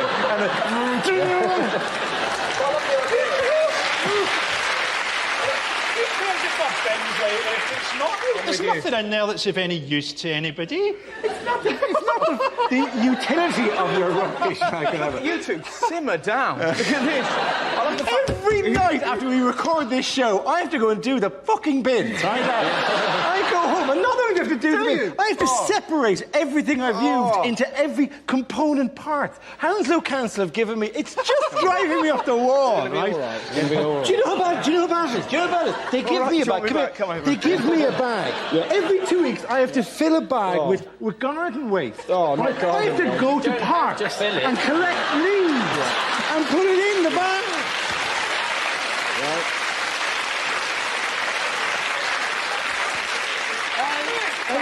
There's no reason you shouldn't put your bins out whatever day you like, because you're enormous. If I was you, I'd just pour everything out the top floor window, and when someone turned up to complain, I'd say, yeah, what about it? I look like I was created in a science accident.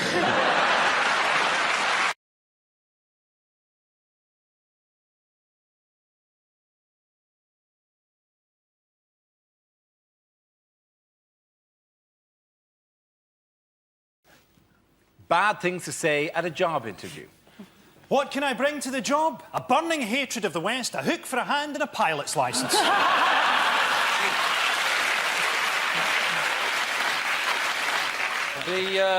The 5-year employment gap, yeah. I was canoeing.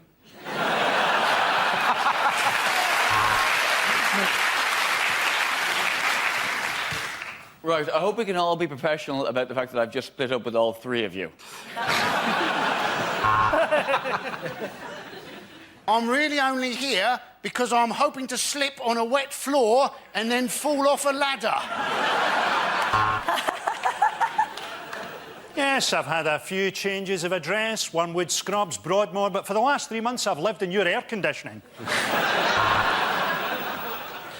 I'm really into diversity. In my last team, I made sure that we had a black, a fruit and a fatty.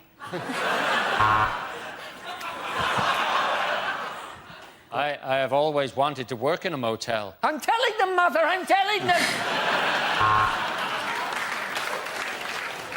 This job would be a great opportunity for me to steal a shitload of stationery.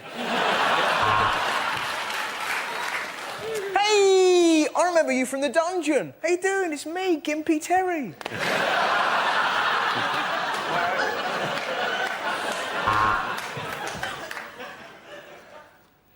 I'm Gimpy Terry's mate.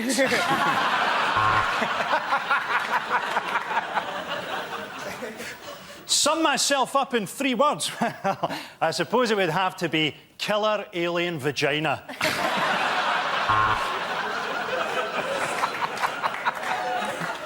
What do you mean I'm underqualified to be a plumber? I'm 5 hours late. I've done a piss in your sink.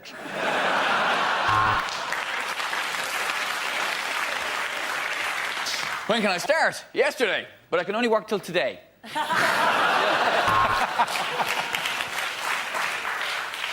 till 5, 9 till 5. My medication wears off at 3.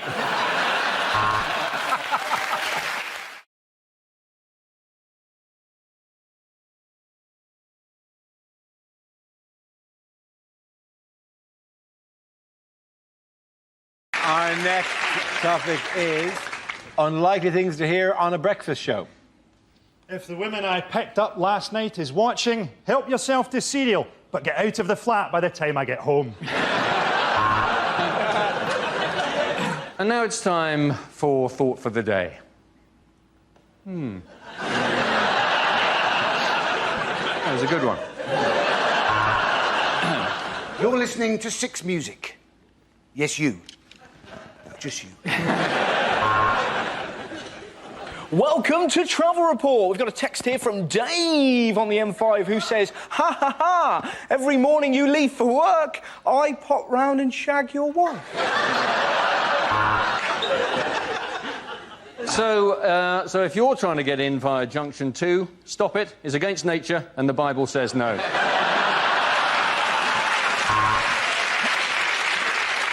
Next, we speak to Fern Britton about having her stomach stapled, this time to an enormous chocolate cake. In other traffic news, if you're on the M11 headed towards Middlesbrough, I would turn around because it's a shithole. Hello, I'm doing a survey into the effects of replacing milk on your Weetabix with Red Bull! And we can see there's been an accident northbound on the M1, and it is a beauty. Welcome to Radio Tourette's, you shit monkeys. You may think of it as a breakfast show. I had mine at 4:30. Later, Vanessa Feltz will be joining me on the settee, and I'll be bouncing through the fucking ceiling. OK, at the end of that round, the points go to Frankie, Hugh and Jack.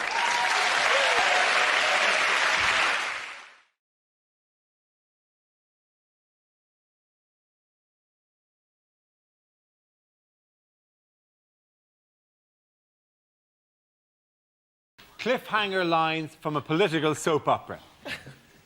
I'm John F. Kennedy. I've been in the shower. Did I miss anything?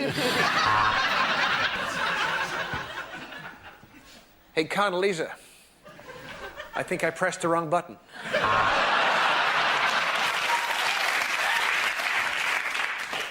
The irony won't be lost on you here, President Schwarzenegger. I'm from the future, and I'm here to stop you from destroying the world. We've had drunkards, we've had rent boys. What could be worse? What have you done? Shagged a goat addicted to heroin?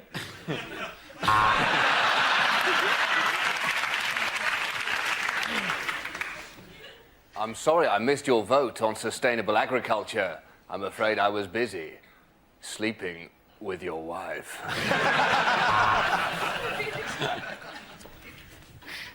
Are you trying to seduce me, Lady Thatcher?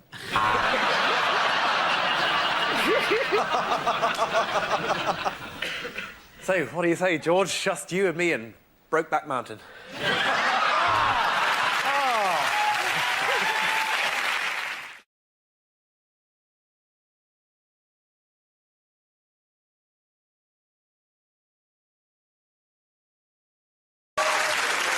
Bad things to hear on a commercial space flight. Houston, I don't like cliches, but... This is a passenger announcement. There's no need to panic, but can anybody here speak Klingon? You're an alien. Allow me to shake you by the hand. That's not my hand.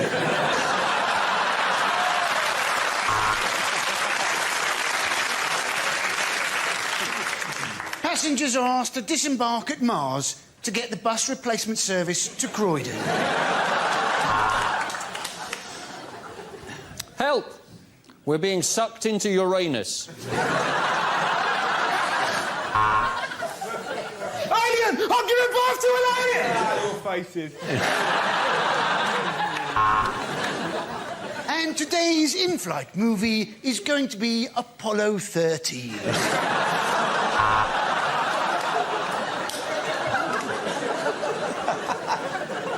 Can anyone fly a rocket? I'm afraid the captain's been shagging the stewardess and he's burnt up on re-entry.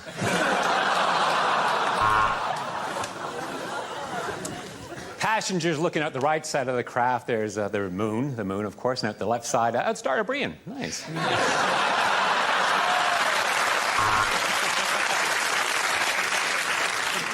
In the event there is a loss of cabin pressure, your blood will literally boil and you'll explode. This is Captain Solo. For those of you wishing to join the Mile High Club, my co-pilot is waiting in the lavatory. It's a service we call Nookie with a Wookie.